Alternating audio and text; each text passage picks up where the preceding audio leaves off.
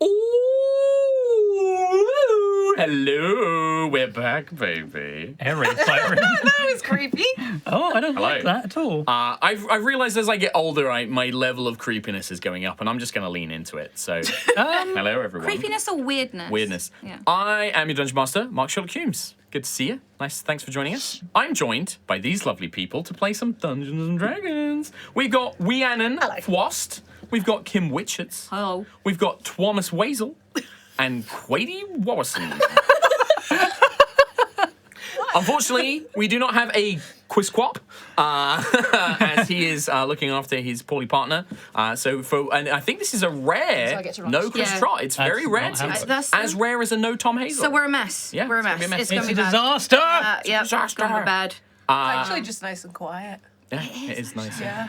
Apologies for no stream last year. That's all on me. Last year. Last week. Apologies haven't for last streamed year till as well. 2022. Yeah, no, apologies for last year in general, but no, apologies for last week. I was unwell, but a big happy Lunar New Year to everybody. We were going to do a lovely thing last week. Kim's mum had arranged a lovely meal for everybody. We were all going to turn up. We're going to have this lovely meal, come over and do Lunar New Year high rollers.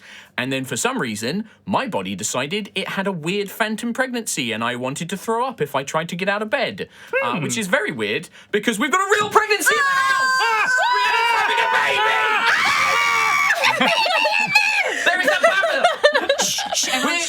I don't know. Bring it down for the baby. They sleep like for 90 minutes tops at a time. Yeah. Apparently. Okay. So I don't know if we are the second like D&D stream to have a baby mid-campaign or if we're like third or fourth or whatever, but I only know of one other, and now Rhiannon's the next one.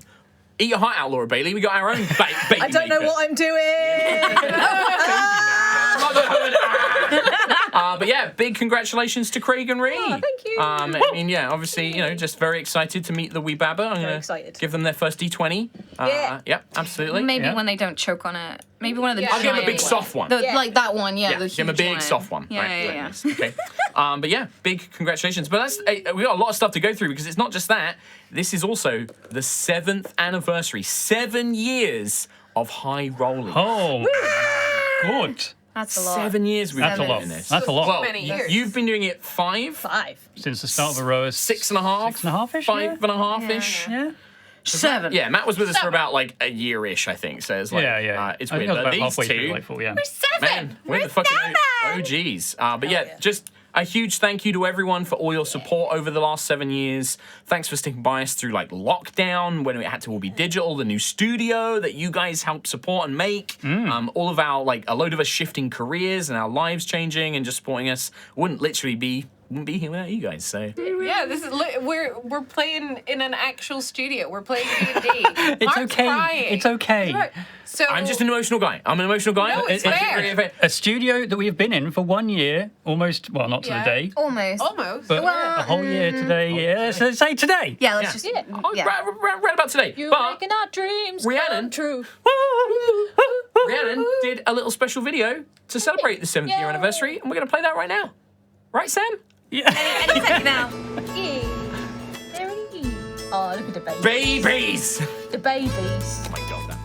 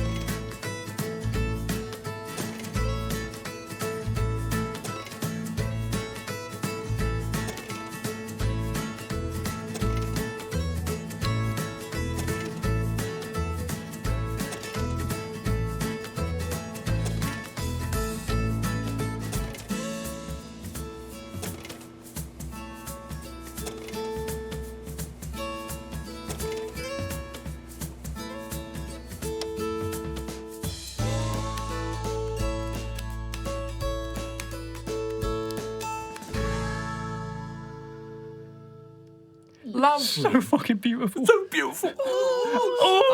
Yeah, no, amazing. Thank you guys so much for all the wonderful years that you've given us, and we hope that you've enjoyed our stupid wizard adventures. Yeah. That's exactly it. But announcements don't stop. I got a shit ton of stuff to talk about. They don't stop coming and they So- don't stop coming. Don't stop coming. A few YouTube specific. Come! Yes! Come! A few YouTube specific updates. You will see that we have started adding YouTube Shorts to the channel. If you Yeah. like that sort of thing, Shorts have their own tab. So if you're not on mobile, you may need to actively click the Shorts tab to go and see those. If you've been on they're the same things on our TikTok. Yeah. But if you haven't seen them on TikTok, go and watch them on YouTube Shorts. Yeah, good place for it. They are the whole thing with YouTube Shorts and TikToks. It's all about being viral. This millennial whole sharing content thing. So it only really works if people actually do engage with it and share it and go and comment and Yeah. to tell YouTube to go and show it. What to kind more of people. magic is a fridge? I know. Let us know in the comments let us know. below. Like and subscribe. Bam. Join as a member. We know what it's like. Speaking of membership, Tom. Nice segue. Great segue. We've now activated YouTube memberships over on our YouTube channel right now. Currently, it's mainly an additional way to support us and help us doing cool things. I think there's some shout-out, member spotlight kind of perks with emotes and things like that. But we do plan on doing some more exclusive content for both YouTube members and Patreon in the near future. More on that in a second. And just to be clear as well, this content will be extra stuff to say thanks for supporting us. All the normal High Rollers episodes still going to be available for everybody. They'll always go up and stuff like that. Like, we're not going to put that behind membership, so don't worry about that. But if you'd like to have an additional way to support us, that is another way you can go and do that. Something that is going to tie into all the YouTube stuff in a second, because it's kind of done now. I did want to briefly just say a lot of folks have been asking us about what's been going on with the OGL and D&D stuff. We're not going to go into it too much now, but if you'd like to get an overview of the whole thing, I put out some videos on my personal channel that kind of explain it and also talk a little bit about what it means for High Rollers. Long story short, it doesn't really mean that much for High Rollers. But what I wanted to add to that is that it's been great seeing loads more folks trying different tabletop role-playing games. A lot of people have been going out there and trying different systems. God, you're so good at segues. Segway. A lot of people have been going out there trying different systems and asking us if we would play different systems on High Rollers. And that's great because that's something quite a few of us have wanted to do for a long time. And this is kind of, the OGL stuff has given us a push to go and do that. So starting in February, exact date TBD, we don't know yet, but we're in February, we're going to start doing several mini campaigns. They're going to be like 3 to 6-ish episodes, maybe, checking out different tabletop role-playing games. These will be bonus streams, maybe on a Wednesday, I think we were Most looking likely about. Wednesday, yeah. And they'll get uploaded to YouTube and all of that stuff. They probably won't be podcasts, right? We're thinking Almost definitely not. podcasts, yeah. And then for things like YouTube members and Patreons, we were going to do things like the character creation stuff will all be as a members content. So you'll get to see us make our characters, and then the actual streams and stuff will be right in the action. So Yeah. Going to play around with it and see what works, see what people like, see what people don't like. And Figure it all out. things might change, but yeah, additional it's going to be a new thing and systems. Yeah, exactly. It's like it's extra content for you guys, but also an opportunity for us to play different games and also show off different games. So Yes. we've been doing 5e for a long time. A load of people play 5e. I'm really glad that we bring people into the game because it's a great way to start. But there's so many good systems out there that all do different things. The first non-D&D game we're going to be doing is checking out the Warhammer Fantasy role-playing game by Cubicle 7. It's so good. It's a game I've run for Tom a couple of times. Yeah. Kim's joined us for a one-shot. It's fantasy RPG with elves and dwarves set in the Warhammer Fantasy universe, but it's very different to D&D. It's a lot more brutal. It's a lot more dangerous. It's a lot more like slightly dark. Fun. It's a lot more fun. The folks at Cubicle 7 as well, I want to give a shout out because it's not sponsored, but they were really overjoyed that we wanted to play the game. They're sending me a copy of the Enemy Within adventure module, which we're going to be using. I'm not going to be doing homebrew. We're going to run the Enemy Within adventure module, which I'm told is literally a famous adventure module that goes back. It's been, run throughout the ages for this system, and it's really beloved by the community. A load of people love it, so it's going to be a ton of fun to go and do that. Yeah. Hell yeah. More details and all of that to come. Make sure you follow us on Twitter, join the Discord to get all the updates and info about all of that kind of stuff as And well. hey, if you don't know about the Warhammer Fantasy universe, I don't, except that one guy in the Vermintide game who speaks like this. I don't think like Ha! Kim said you've done like a one shot, but you don't really know Warhammer universe. Reed doesn't. I lost an arm. Doesn't do it. Yeah. It was great. I want to do that again. Yeah. So it is. You don't need to worry about not knowing the universe away. It's just a great system. You're going to learn the rules along with us, just like people did when we first started playing 5e, and people watched who didn't ever know what D&D was. Right? It's going to be the same thing. Awesome. And if you have some suggestions of additional systems you enjoy, I've listed it out. He's got a massive So list. many. No There's so many promises. I want to do. Like, we've got a lot. Tom, I have got a shelf full of games that I've not played. If there's some that somehow we haven't heard of that you'd like to We've see, probably heard of them. then then what's your favourites? Let us know your favourites. Post them in the comments. Post them in the comments below. Like and subscribe. Join as a member and on Patreon. Like and subscribe. Follow on Spotify or some other fucking. Ding that bell. Ding that bell. Ding my bell. On that note, if I can do another plug, this is a little personal plug.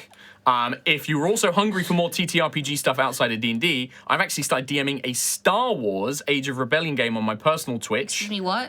Yeah, sorry. It's called Voltan Shift. It's fucking cool. None of these guys are in it, but Matthew Colville, That's James... a plus, apparently. Yeah, that's good. Other friend. I have other friends. I'm sorry, but it's Matthew Colville, James Introcasso, and Hannah Rose of MCDM, as well as our mate OD, who's just like a video game producer, and he's just like in it because he's our mate. So we've been playing that. I've got like 2 episodes on my Twitch. Like we did some stuff beforehand, but that was kind of like tutorial prologue stuff. So come and check that out if you want to see me running Star Wars for Matt and the Colville crew, the MCDM crew. You can come check that out. It's all on my Twitch. I'm gonna hopefully get it on my YouTube as well. But nice. More non-D&D TTRPG stuff. Come and check that out. Woo! Good to branch out. It's good to branch out. It's good to try other games. Like, Yeah. and you know, you can still come back and play 5e. We're going to be playing 5e. You know, so it's all good. But other games are pretty cool too. No, Pretty cool. your fun is wrong. Fun is wrong. Your fun is wrong. Anyway, our fun is definitely not wrong. We're going to have loads of fun. We're gonna have lots of fun. Right after the intro, we're going to play some Dun-Duns. Segway. Dun.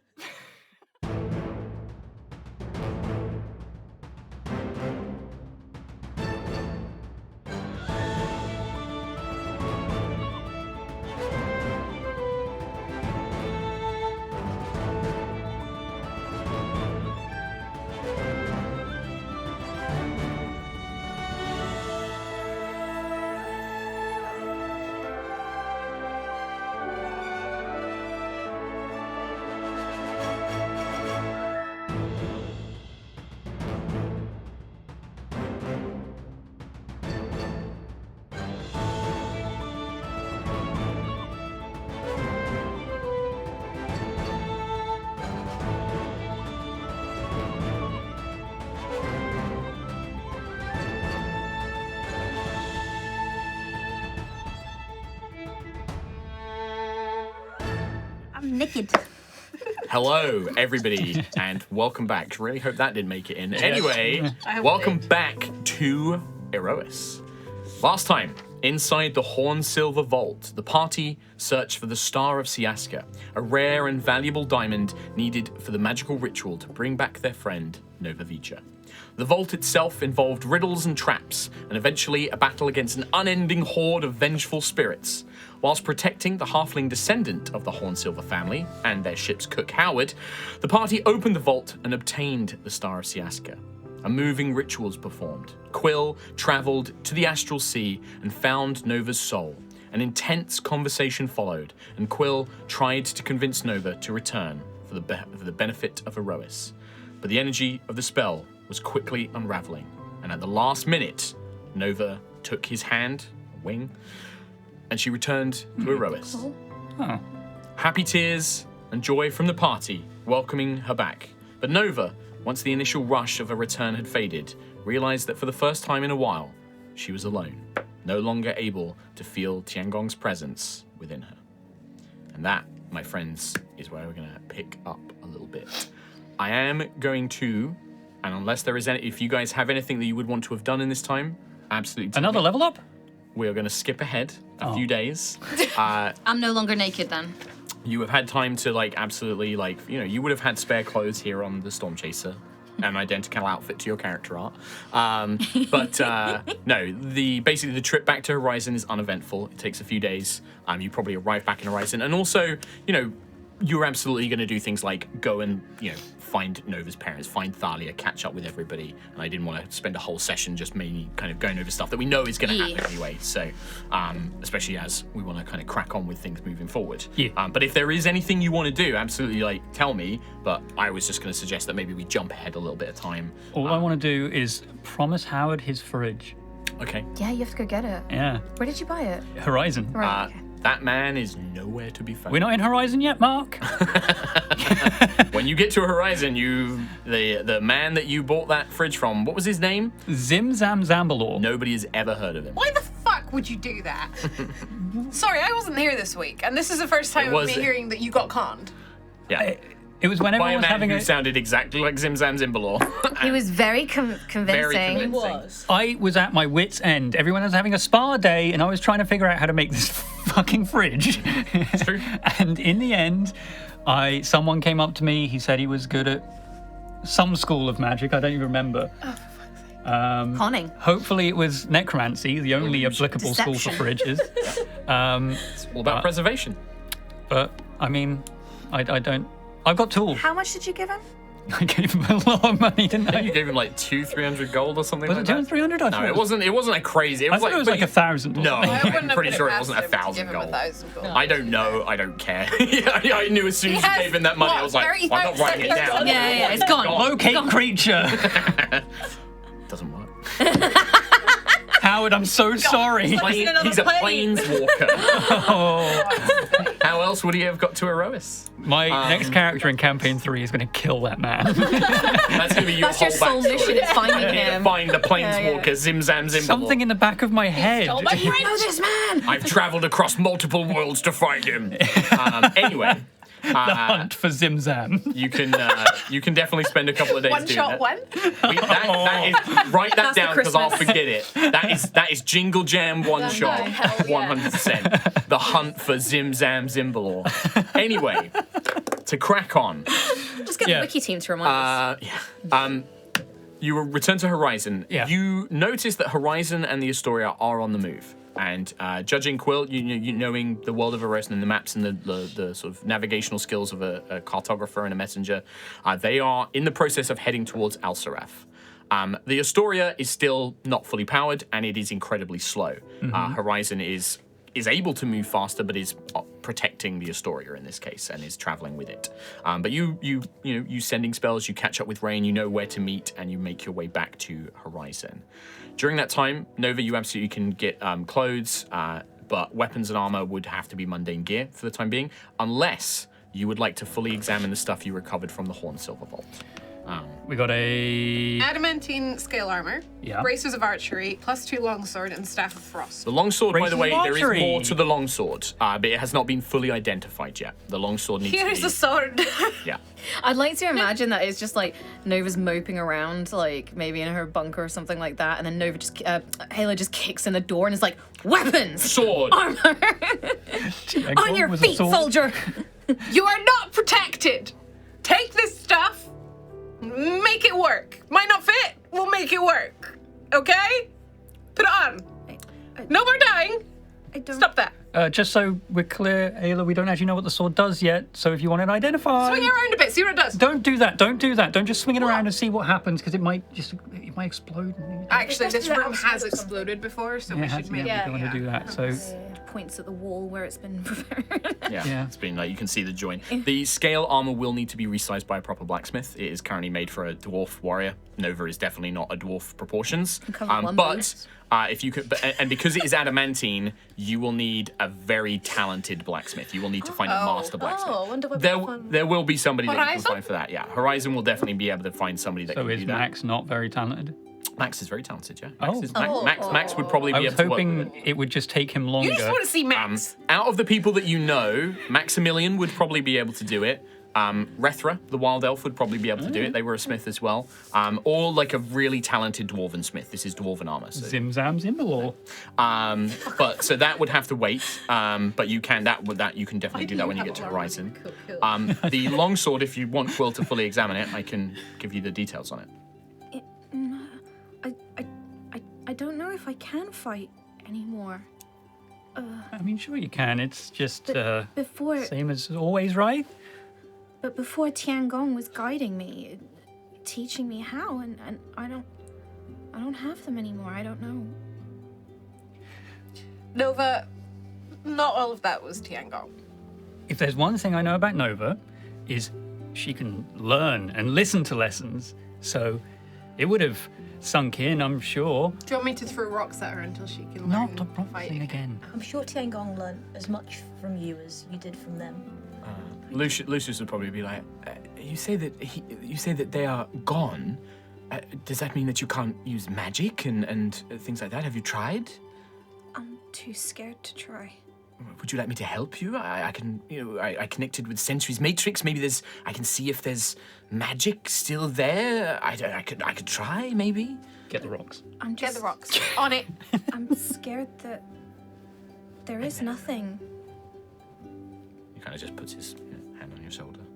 I guess I should try sooner or later. Okay, let's try. Well, even if it's gone, I'm sure that you'll find you can use science or something. You can build a gun or something. You can't. You're very clever. You can do something, I'm sure. But even if it is, we'll find a way to make it all work, won't we? Won't we? We will, yeah. Yes. I guess I did take notes from Tiangong. I mean, you Read them again.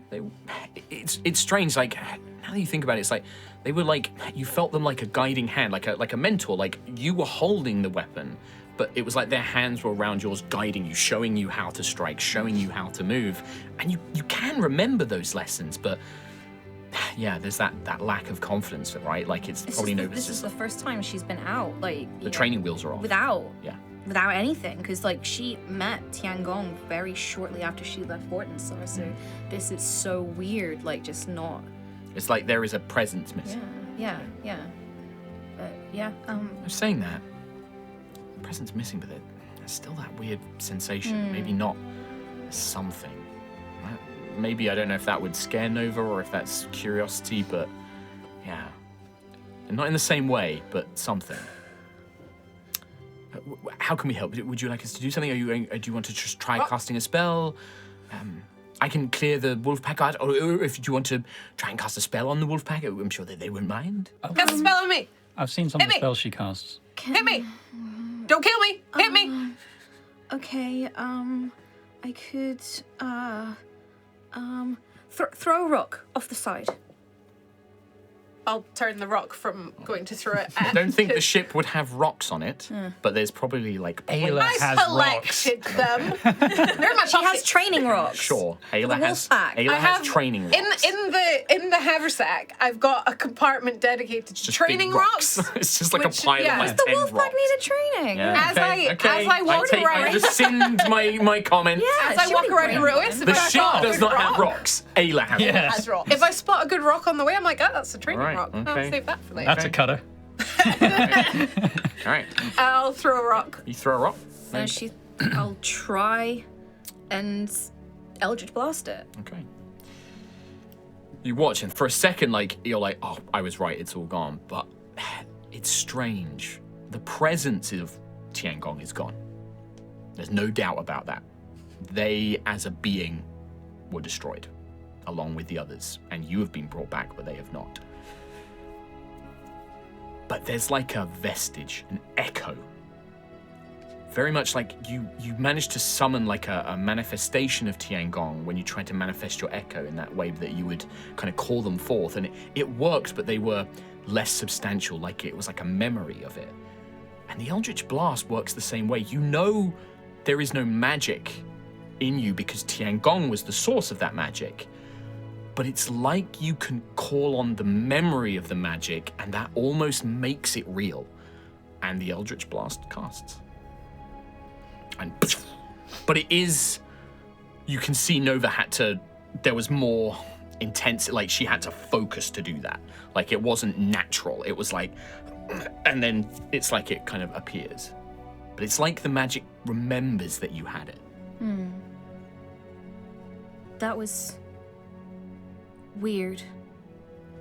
But How so? rock down. It was harder.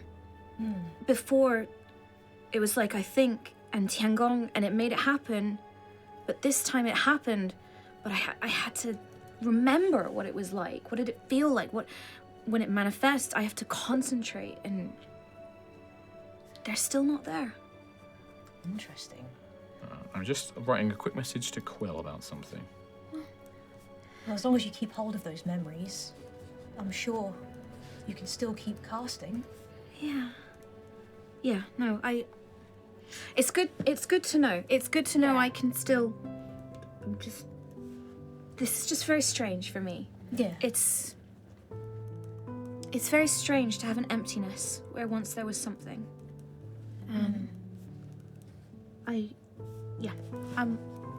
Quill, if you could identify this weapon for me, I don't know how this works anymore, but I'm sure Ayla can take me through some training.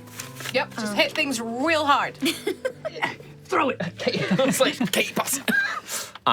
I'll let Tom read that, and then he can do the identifyness.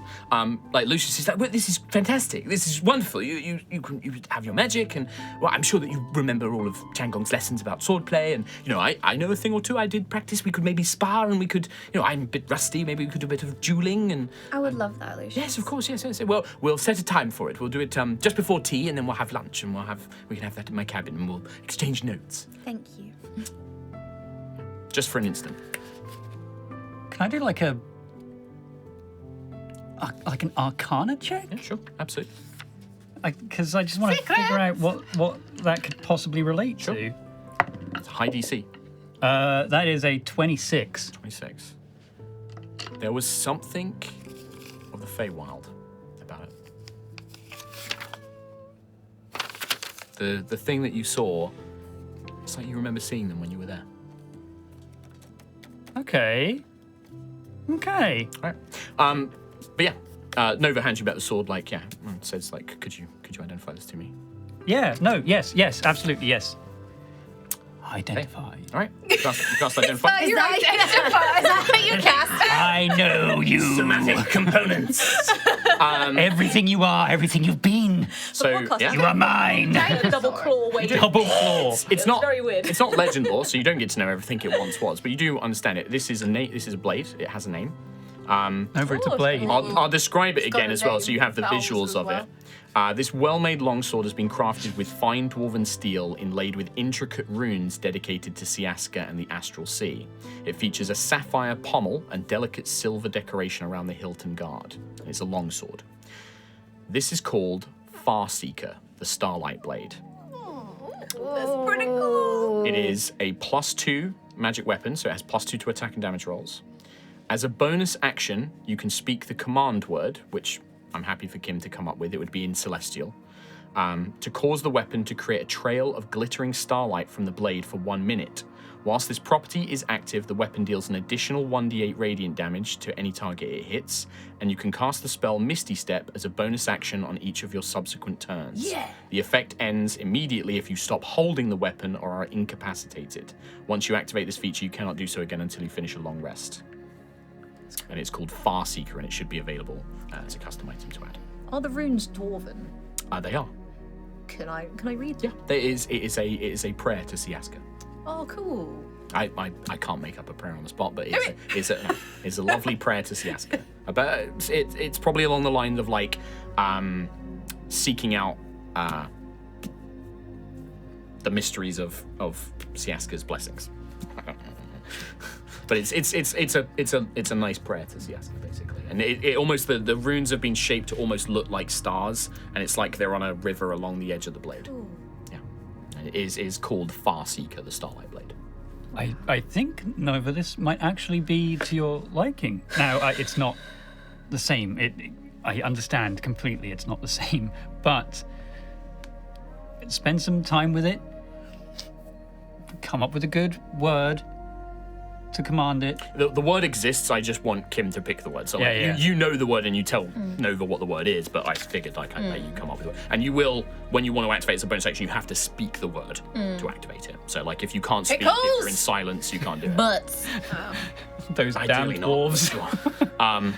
but there is, now that you know its name, it feels right. It's like, I don't know, fate. From stardust to starlight. The world has a funny way of turning. Yeah. Oh, and yeah, we're gonna get that armor reforged as well, right? Yeah, I can only fit. Yes, it's a bit big around the waist, I think, for Nova. Big? Or. Armor. You're tiny. But it's dwarven. Yes, they're big, you're tall, you're small. Thick. You also have the braces of archery, and the staff of frost. Obviously, I don't want to play Lucius. Lucius might want the staff. I don't know. You might just want to sell it. You do what you want with it. We'll hang on to that then until. If you need to know, the Staff of Frost, by the way, it has 10 charges. You can cast a bunch of ice spells. They all have different costs. It's like Cone of Cold for 5 charges, Ice Storm for 4, Ice Wall for like 3 or 4. It's pretty good. You get some pretty good spells, and the staff is like basically free castings of it, right? Nice. The Braces of Archery are, I believe, +2 to damage rolls with ranged weapons. So like if you use a bow, you get +2 damage with it or something like that. It's not super useful for this group. Aela, maybe, but it is. I think it does require attunement, so it might be worth giving. You could also give it to an ally. Throwing your hammer, does that count as a ranged weapon if you throw it? It does not. It wouldn't in this instance. The Howling Tempest is a very special weapon. Yeah, but it turns into a lightning bolt when you throw it. Sounds ranged to me. Yeah, it turns into a lightning bolt. It's not. It's range. It doesn't. It wouldn't apply to this. Anyway. Ranger, you cut off my fucking head. Yeah. But yeah, that's probably on the journey back on the Storm Chaser. Yeah. I mean, yeah. If Nova is separated away, What? I want to talk to everyone else. Oh, when I'm on my own Yeah, that is the word you were looking for there. Yeah, no. Wait for like Nova to go back to her quarters. Nova, or are you all that talking to kind of us? stuff. I'm talking to everyone, but it was clear. See ya. It was plain English what I said. It's a bit. Did anyone see? I mean, you might have been focusing a lot on the rock and the blast and everything. Did anyone else spot the green that came out of the spell, the blast? The little kind of looked like. Now it was very quick, and I think my eyes might be deceiving me, but they've never done it before. It might have been like a tiny green, like butterfly, kind of Feywildy. Did anyone else see that? Might be imagining things. Maybe some moss. I think I picked up some rocks that had some moss on them. No, it came from the spell itself, and it was. Are you More staying from Nova's hydrated? body. Sorry, Are you staying hydrated? I Are you having enough to drink every day? mean, Probably not. same as everyone else. Man's 3 got licks of massive water. Burgeoning. Burgeoning perception. I had to give him something. I feel like I saw it, and it just looked a little Feywildy, and I don't understand why that could be. Like, what could have possibly happened? Could it be Thalia? She's from the Feywild. Could it be Nova's connection to Thalia? Possibly, we could try and. East and Woolworths. 2 hearts become one. That sounds horrible. Actually, yeah. That sounds like a nightmare. I wouldn't like to see that happen. You need a whole one for Yeah. yourself. Yeah, don't go taking other people's hearts. No. That's rude. Anyway, Yeah. that's just what I noticed. Okay, so next time Nova casts something, look for green. But look for butterflies. Butterflies. Oh, I like butterflies. I mean, Quill, you only just barely caught it. It was so small, so quick, so faint. You only barely saw it. Do you want me Alright. to throw another rock? It won't. I mean, it wasn't the rock. But I can throw it, and then that will make Nova cast the spell. Reaction, butterflies. You have noticed Nova's not here. Yeah, but I can find her and then throw it, and you can come with me and see if it happens again. She's on Yeah, a sure. ship. The ship's not that big. Sure, why not? I'll tell you what happens there is Aela goes and throws a rock at Nova, who gets hit by a rock. I'm assuming. No. Ow! Surprise! Surprise! I'm not that mean. Nova's just come back from the dead, so in this one case, You throw the Aela rock would in go, the air. Nova, think fast. Huh? Think fast. Do it again. What? What are you doing? Poo, poo. I'm gonna throw it. Blast. She's Go! testing your reactions. Go. I just leaned away. Ah. Yeah. No, blast it. No, nothing this Blast time. it. I've We're got in a another one. corridor. It's our corridor. It's fine. Okay.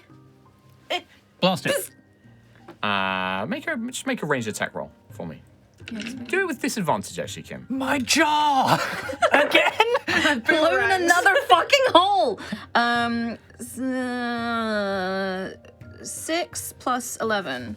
17. Yeah, I mean, you're at, like, it's weird. This time it's like, normally you're used to Tiangong helping track what you're kind of firing the magic at.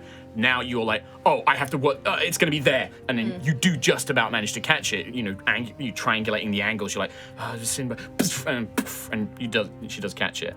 This time make an active perception check for me, Quill. Everyone, Shards. both Sentry and Aela can. Shards shower the wolf pack. Perception is so. Burgeoning. All right. Burgeoning Add it up. perception. They're not auto successes. No. I am of the DM of no auto successes on the 20. 19 plus 7, 27. That was bigger than your last one.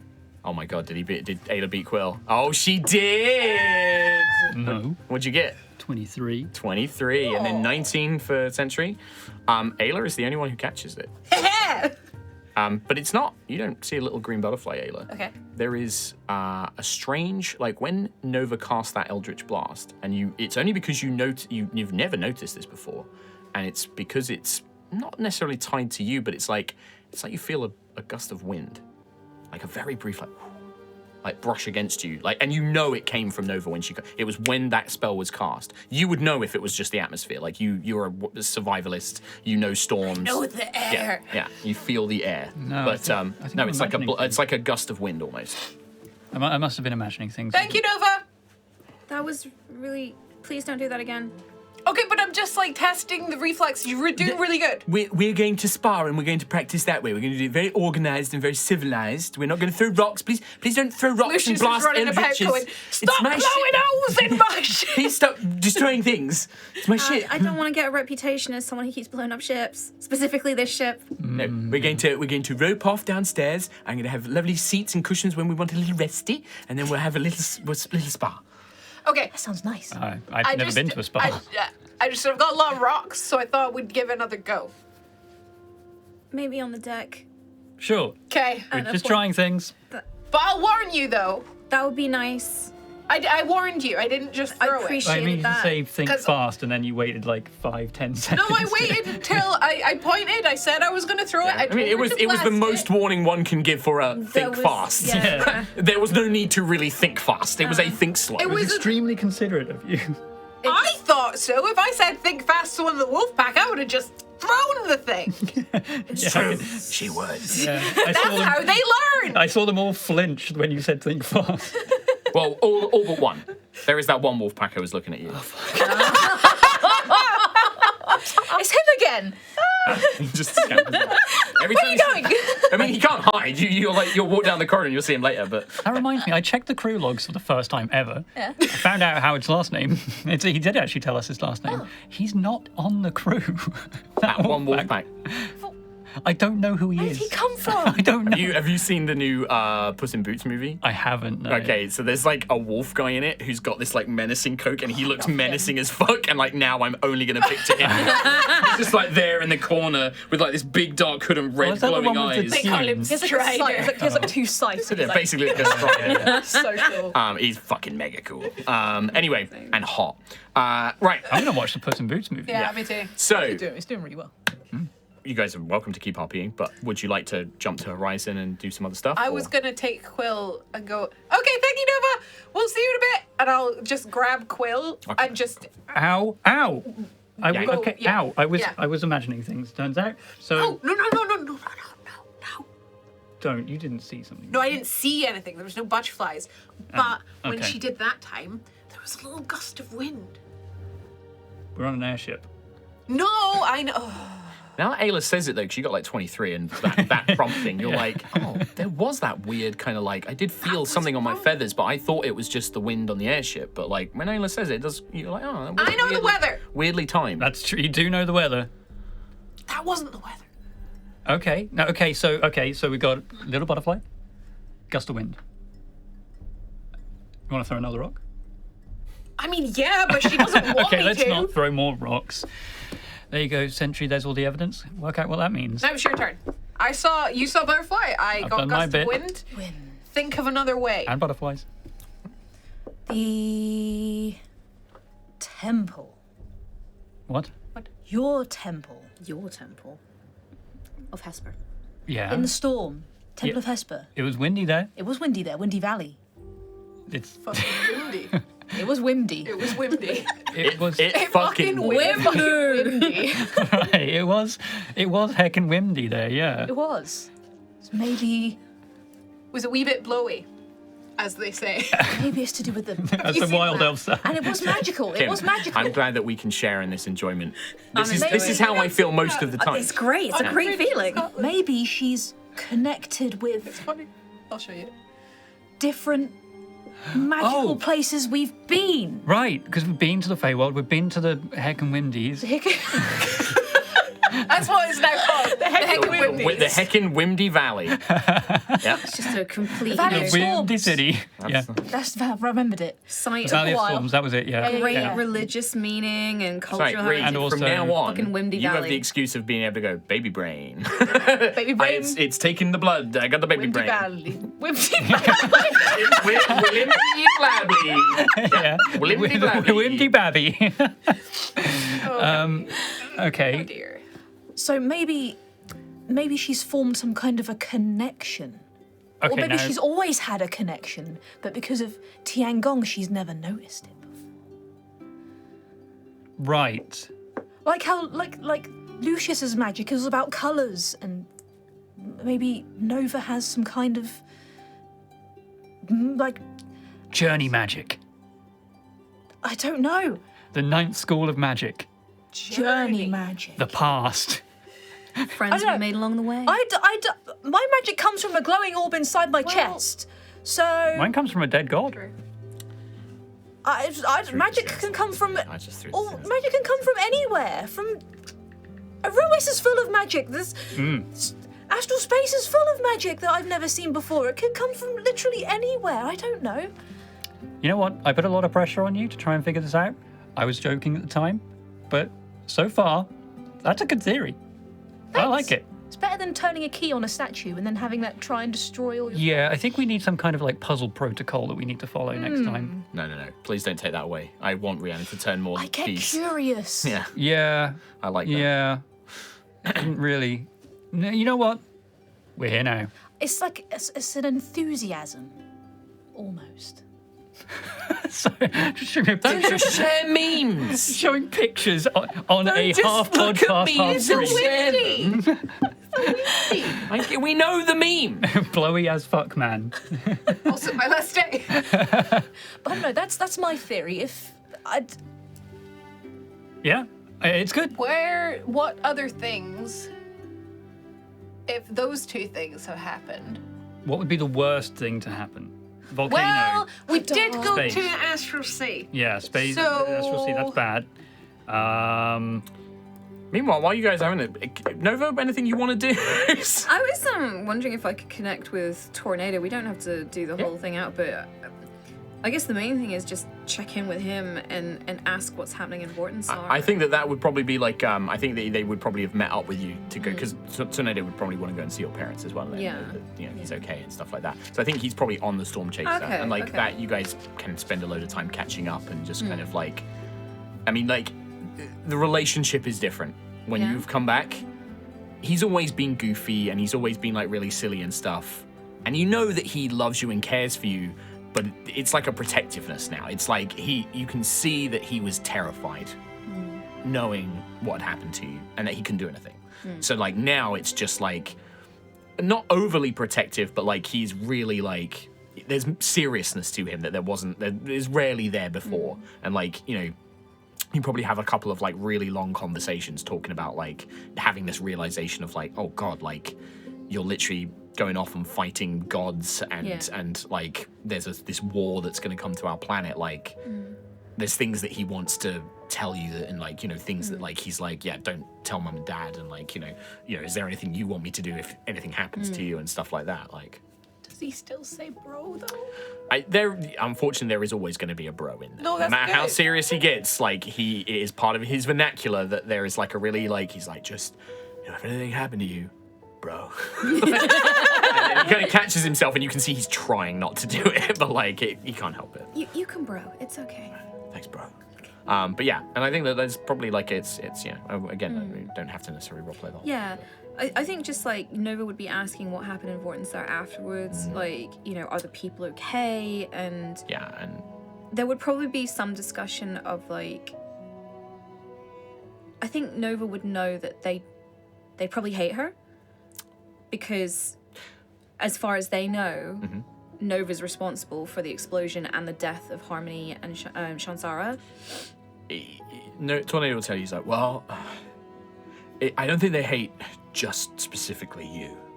I think that they blame you and your friends, the champions of Aerois, there's a lot of people who still think that they came in to kind of keep Vortensar there, but they also hate the Seekers. They think that, we were part of it. They know that Fuego was the one who destroyed the statue, and that's probably what caused the problems. Is Fuego, did he make it out? Oh, no, he died. When the mech was, he apparently they were losing the fight, and he just set the thing to blow up, charged it with too much energy, and just flew it in there, so. I'm sorry. Bro. It's just like, yeah, he knew, we all knew what we were getting into. We all knew that this was possible. I guess I didn't know it could happen to you. But yeah, I mean, the Seekers, but they're alive. That's, we always said that was the point of it, right? That's the main thing, right? Yeah, they're alive. The citizens of Vortensar are alive, and hopefully now we can at least, we've bought time. Yeah. And we can If figure out they this want to next go bit. back to this world, then we can make that happen. I was never going to stop them. I just wanted to show them the safer way that wasn't going to blow up the entire city. And the Seekers, we got everybody as many as we could out, and there were more coming. They're leaving and things, but we don't want to leave Aerois, so we're gonna find a new place. We're gonna go and live in the cities here and things like that. And there's a lot of us. There's a lot of people who like Aerois, and we want to stay here. So. And that's the freedom of choice, isn't it? Right. So and that's what we were fighting for. So. That's all I ever wanted them to have was the truth, and so they could make a good decision. Yeah. And they can, because of you. Just puts his arm around you. You're such a moron, you know that. Yeah. You died though, so technically you're the biggest moron. I probably am the biggest moron, yeah. Got yourself killed. Yeah. Jumped into a magic pit. That blew was up. pretty stupid, wasn't it? Pretty stupid. Yeah. I'd do it though, so. Well, no, you wouldn't, because I'd stop you. No, I'd stop you. No, I'd stop you. I'd stop you. I'd stop, bro. Just sit when you fight. I think probably the last thing I would ask is, you know how it's just a really small thing, but because Nova lost everything, all her physical items, she no longer has her scarf for Mum. So she would probably ask him if she can borrow the scarf that she gave, because when we met up, she gave the scarf. So he's like, he just puts it around you. He's like, oh, I lost my scarf when we were leaving Vortensar. Mom's gonna kill me. But he knows that he can get away with it. Yeah, she'll forgive you. Because he's the moron. Yeah. And he'll just play dumb. And he's just like, oh, I'm so stupid. I left my scarf there. I'm not gonna be able to get back. Oh, it's probably lost. Good thing you kept yours, though. Oh yeah, I am the responsible one, and thank you. Yeah. And then he just wraps it around your head and I hate you. and he lifts you up and runs you around, runs around the ship like, I'm the champion!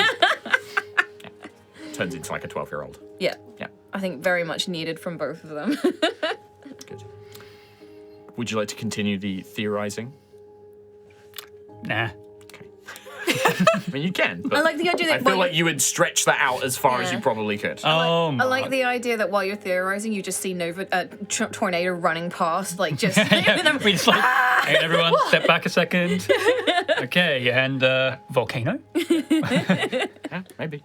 But it's definitely, you can keep an eye out next time Nova casts a spell. Maybe there might be more info, but now that you know what to look for, it'll be an easier check. Yeah. You arrive, it probably takes a couple of days to reach Horizon and the Astoria. You would probably spend a couple of days there just in a bit of a time skip, settling back in. There is a message from Danica that they want, Danica and Rain want to meet up with all of you to discuss next steps. They have got word about Aelseraph, that's why they're heading there.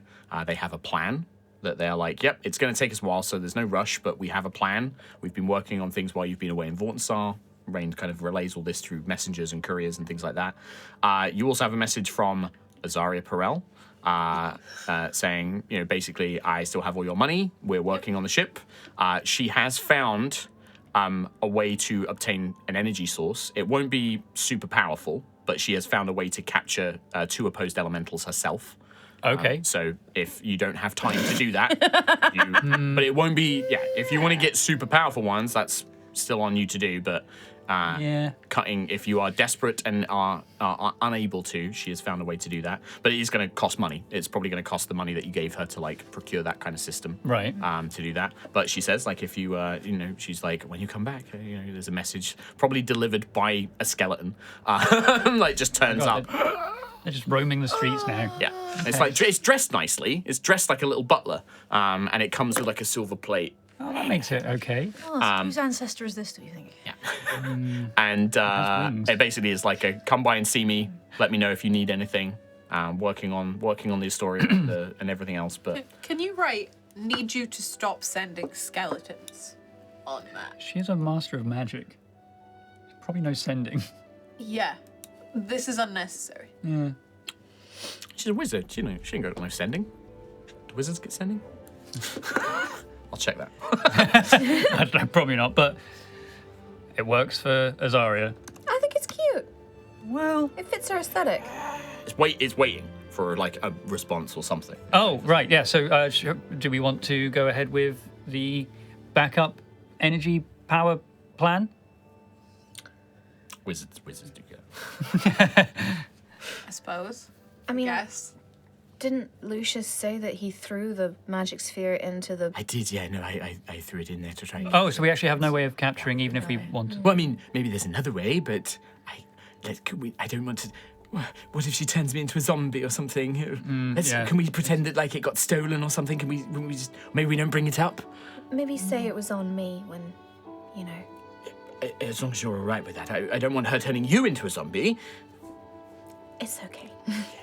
Also, even if we did have another one, I haven't really put much thought into getting. Well, I mean, we've been so busy. We've got lots of There's things. been so much we've got to going fight on. gods and emperors and all sorts. Do you remember, like 2 weeks ago, we crashed in an airship? We need a holiday. What? Right. It wasn't 2 weeks ago. I know. Couple of months. Yeah. Well, technically, you had like a time skip, so it's like longer than that. It's Okay. like about a year and a bit. Oh, yeah. God. No, that was a year ago, cool. Yesterday. 4 years. 4 years ago. So much has happened. Oh, okay. Well, let's go with that plan for now because I don't know if we are going to be able to solve that. And honestly, I think it would be useful to have. I don't really know any alternatives to spend the money on. So, yeah, let's And you do also that. just got tons of new money. Also, we're loaded. I wouldn't mind buying some sort of magic item if that's all right. I don't know what yet. Well, of course. From anything. Azaria? Whoever. Yeah. Okay, what are you thinking? Boots, helmet, armor, Nope. A shield would be nice. a shield, a magic shield. I don't like not having a shield. Okay, what do you want it to do? Weird. Because I know a guy, whatever shield we have, he'll make it for you. Who is this? I haven't actually heard from him. He's the guy making the fridge. Sorry, this is the first time I'm hearing about this. What? I was making Howard a fridge. Okay. Everyone was on a... remember when you had a spa day? Yes. Yeah, I wasn't there. Uh-huh. It was awful. Okay. Probably the worst day of my life. Right. Trying to figure out how to make this fridge. You didn't tell any of us. Well, I also spent some money. How much? Some. I'm the quartermaster. It's my... How That's much that's sum? Why does for he me have to the know, money? for everyone else to... Look, okay, anyway, what kind of shield would you want? What is the name of this man? Zim Zim Zambalor? Excuse me? Zim Zim A Zambalor? bit louder. Zim Zam... It could be either Zim Zam Zambalor or Zam Zim Zimbalor. You've been scammed. See, this is why I need you around at all times. Okay. Right, okay. What kind of shield do you want? I guess something as similar as... Well, Use your words. as similar as to what Tiangong was. Right, okay. I don't know what Tiangong was in the Maybe at least in shield though. aesthetic, at least. Oh, we could do that, right? Yeah. Yeah? If I could... Blue? You could draw it. You're good at drawing things, and then we could do do have that. schematics here, actually. I took schematics of every They're incredible. shard that Tiangong had. I'm sure we can find a Yeah. person to make that for you. Making just a mundane shield isn't too difficult. If you'd like it to be magical, Azaria is probably your best bet. She is very talented Can I at have some making it. teleportation magic? Maybe, Can I have Arcane Gate? maybe. I'm not making any promises. Kim's been talking about teleporting. I need teleporting back in my life. Okay, All look. day. Depends on what Zarya can make. All that Make matters, promises. Nova, is when we were looking for the Star of Siaska, there happened to be quite a sizable amount of gold there. And Lots. somehow, I don't know how, I think it might have been someone else, it ended up in my... He scooped it in there with his little claws. Every last piece. He was like a little broom. Yeah. It's my family's gold, that. He just swept it into his little chest. I was going to say, Howard, are you okay with that? Oh, yeah, no, I'm fine with it. I don't want it, but, you know. Weren't He you just didn't even ask. He weren't just went you in, knelt down on the ground, scooped it all up. There was a purpose. The ghosts were angry with Howard. You knew that before you started scooping it. I didn't realise. Yeah, I'm going to say, weren't you in danger? Wow, at you're the so time? clever, I Mr. know. Quill. foresight. He wasn't even like cursed by the treasure to do it. It's just he just wanted to. Yeah. I will say now, just because, making sure we get some stuff done today. Oh, yeah. Make some progress. Make some progress. I will tell you now, Azaria will be able to make a shield for Nova. Nova, it's going to cost about 1,000 gold to get the adamantine scale armor reduced to your size to be refixed. It is adamantine, so it takes like a lot of work to do. Yeah. Maximilian is happy to do it for you, and he's like, oh, yeah, I'll do it. But he's like, I will need a lot of resources to do this because it's, he has to he'll have to go and rent a forge, and he has to get the forge super, super hot in order to reshape the adamantine. He has to redo all the leather work. He has to redo a lot of the armor itself. So he's kind of salvaging the scale armor, rebuilding it to suit Nova, Is basically. he topless while he does it? Yeah, if Max it- is in there, the forge is hot enough. He probably would be wearing a leather apron, but would not have a shirt on underneath the leather apron. Yeah. Does Quill have to watch this procedure to learn? Yeah. Tom's gonna be in the fan art Just, channel. look, I need to make sure that my money is being well spent. Yeah. Hammer. So it'll be 1,000 gold The anvil. to reshape the adamantine scale armor. I have no gold. Let me get that for you.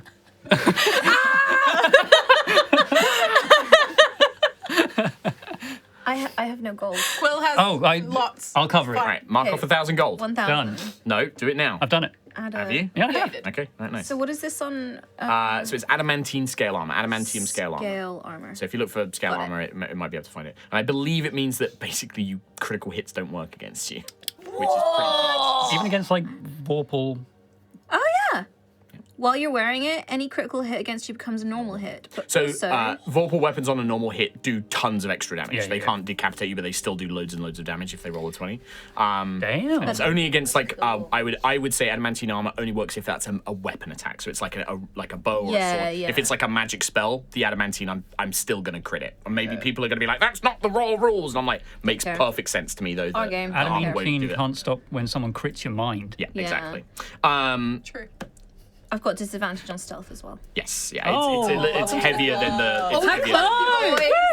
Clank, clank, clank. Yeah, scale armor is like, it's not like heavy armor, but it's not as form-fitting, it's not as padded and cushioned as the breastplate that Nova had before. But it does have the benefit of the adamantine.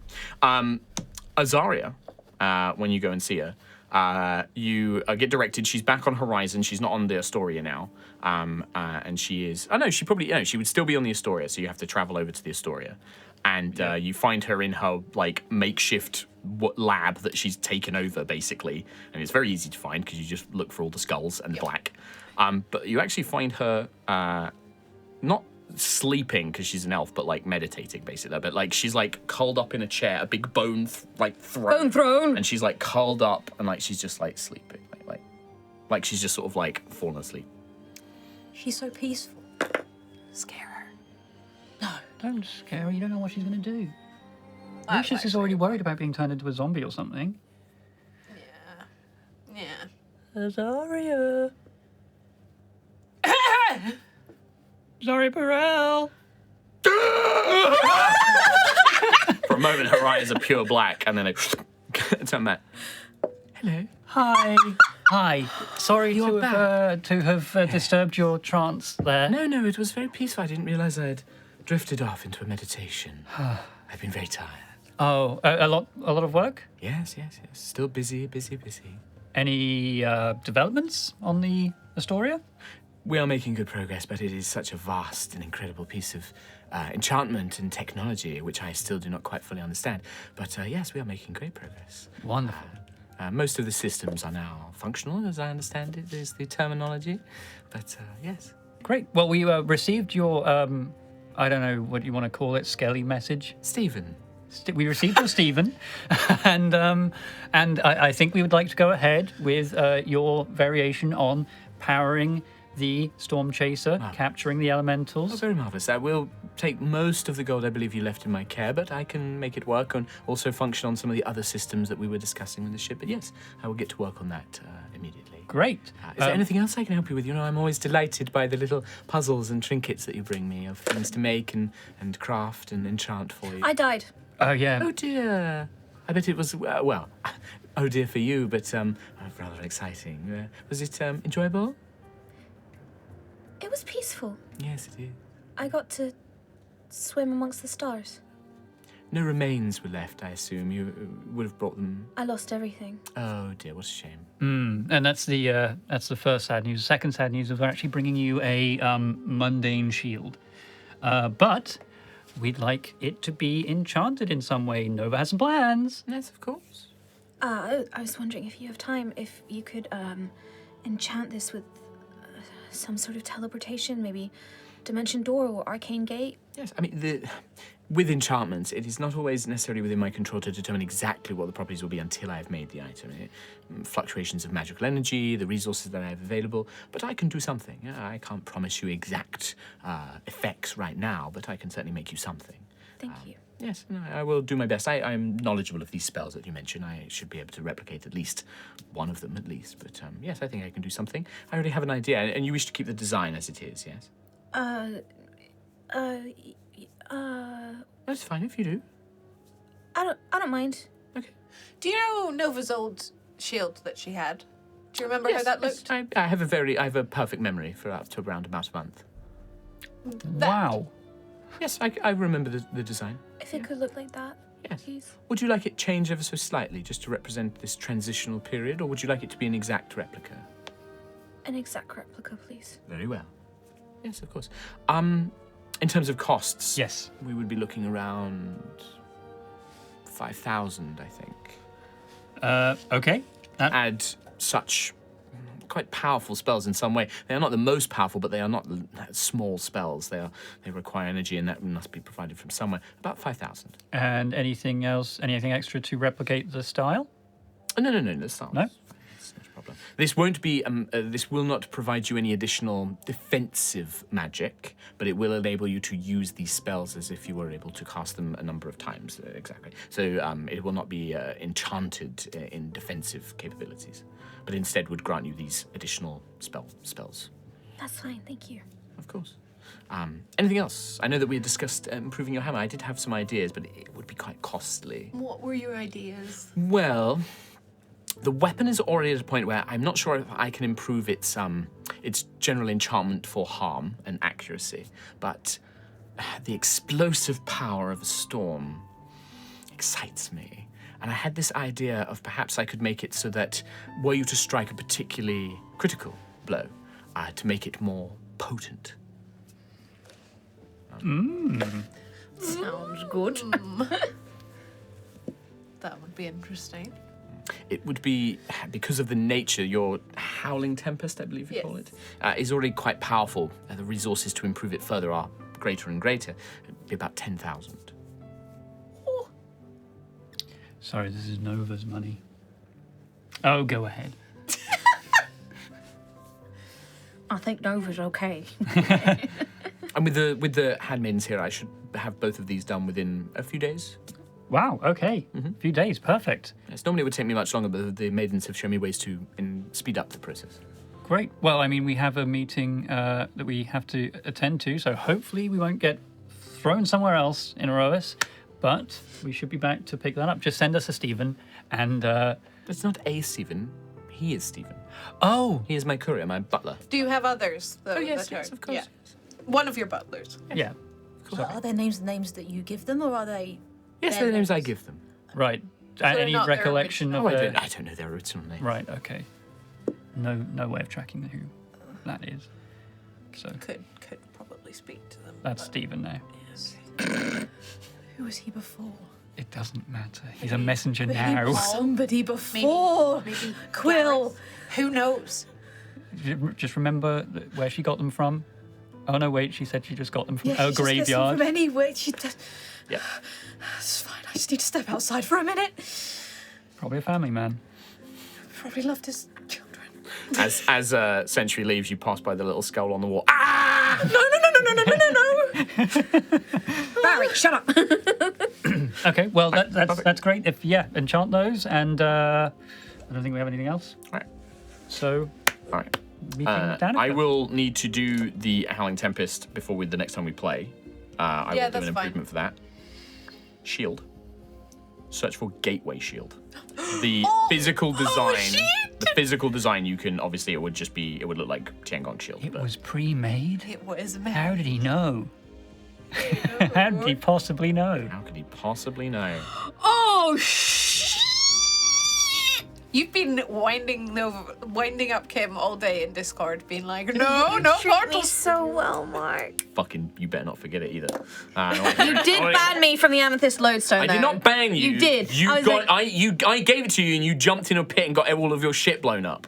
And then you, I was saving them. Yeah. Well, consequences. Right. So yeah, you can add that now, and you'll have that. And then the Howling Tempest, it will have an effect, but you won't probably need it until next week. So I will fix that while we do that. The Danica and Rain and the Grand Strategist and a few others kind of call you in, maybe a day later or something like that. And they're like, I know that a lot has happened. Like Danica will say, I know a lot has happened in Vortensar. We've had some reports. Rain, we've been kind of keeping an eye on things. I don't want to gloss over that, but we are currently on the progress of Aelseraph, and we will have some time to catch up about all of that. But we wanted to go over our plan with what to do about these great beasts, these beasts of Atelicus that have been going on. There's been some developments whilst you've been away. I believe that the last time, before you set out for Vortensar, the dragons of Corsari had agreed to try and delay these beasts as much as possible, keep them hemmed in, prevent them from getting beyond Aelseraph's borders. That has been successful. However, we are reaching the end of their... I believe that there was a wild elf, a hunter, who came by last time. What was their name, Rain? Oh, Varnia. Lady Danica. He's like, yes, Varnia, wild elf. They told us that these beasts have the ability to adapt. They mutate. They change based on the tactics that they use against them. Most mundane weapons have become useless against them. They are seemingly able to regenerate rapidly, and like the dragons, in their great size and strength, the beasts have already adapted to their claws, their bites, their immense strength. But their breath weapons were effective for a time. That, however, is now beginning to end. The dragons have been very cunning. They have cycled each of the different dragon types between the different beasts so that they were using as much time as they could, making sure that a beast was completely immune to fire or to lightning before they switched out to a different dragon and kept them that way penned in. And the beasts still seem quite cautious of dangers that they have not yet fully adapted to. So they have been able to kind of keep them delayed, but that is now coming to an end. And I believe that, speaking to the young Lady Valor, your plan is to track down Atelicus and defeat them. Yes, I mean, if we can get to Atelicus first, that would be amazing.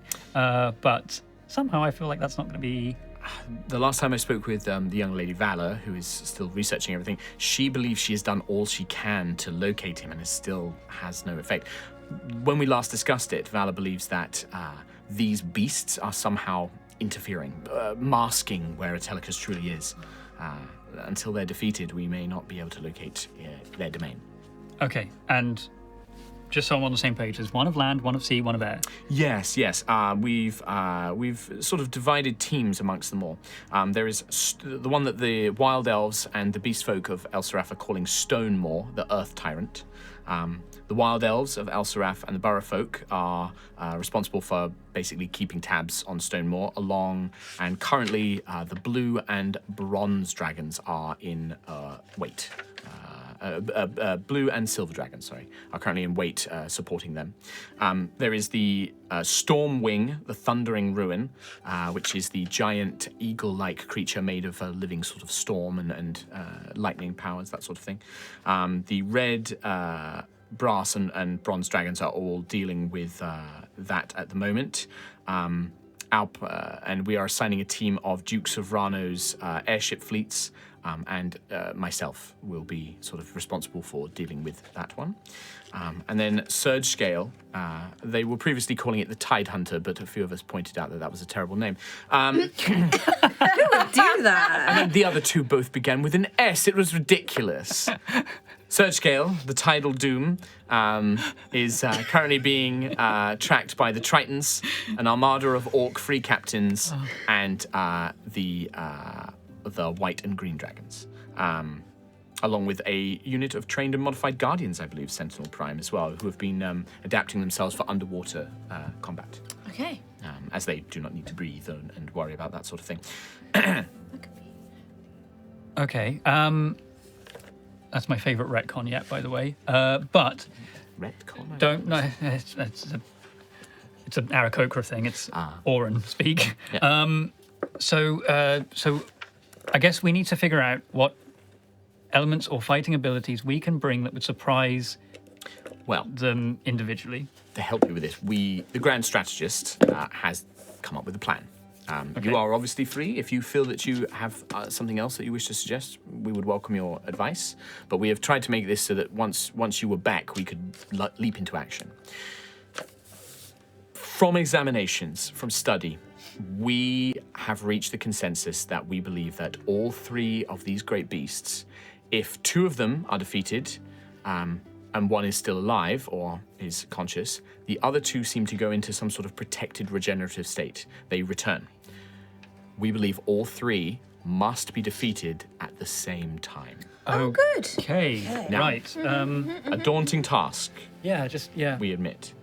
However, Grand Strategist developed something with Enchantress Azaria, a device that will sort of scan these creatures and give us an estimation of their life force, their energy, along with an improved version of a sending stone that allows for easier communication within a certain range.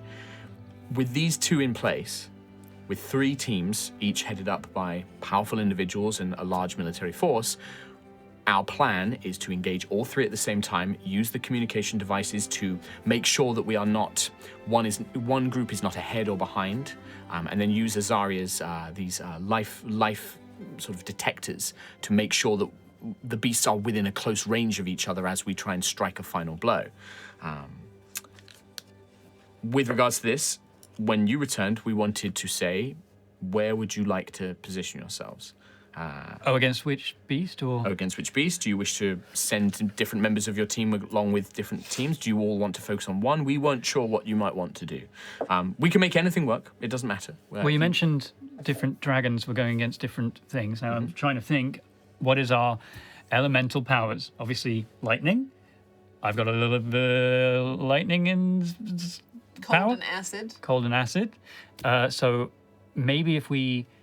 Based on that, I believe that Stonemore would be the most likely one. I believe the other two are currently immune to both of those elements. Sounds like the stormy bird. Well, to cold Might be and lightning, I believe. Stonemore is still vulnerable. That's why the blue and the silver dragons are currently poised to engage them next. Okay. Okay, We're so probably that best might be a placed good place for us to be, so we're not basically just hitting a brick wall. It's also where the other wild elves are, selfishly. Yes. So. I do believe that the wild elves, they have been tracking these beasts. The dragons have a difficult time harming them physically, and weapons are no good against their sort of, these like plated armor that they've grown. But the hunters, the wild elves, they can tell you more about this. Morgaine and Vanya, they can tell you more about this. But they have been researching a way that they think that smaller foes, people of our stature, our size, might still be able to harm them with weapons, if briefly, temporarily. So that may be something to investigate as well. But the dragons have a harder time. It seems that these beasts, because the dragons are larger predators, adapted to them more quickly. Okay. What are you thinking? It looks like I was about to come up with a plan then. It wasn't. It was a... What are you thinking? Don't forget, we do have a backup option. The Astoria? Who's in the room right now? Danica Rain, the Grand Strategist. Starbane. Yes.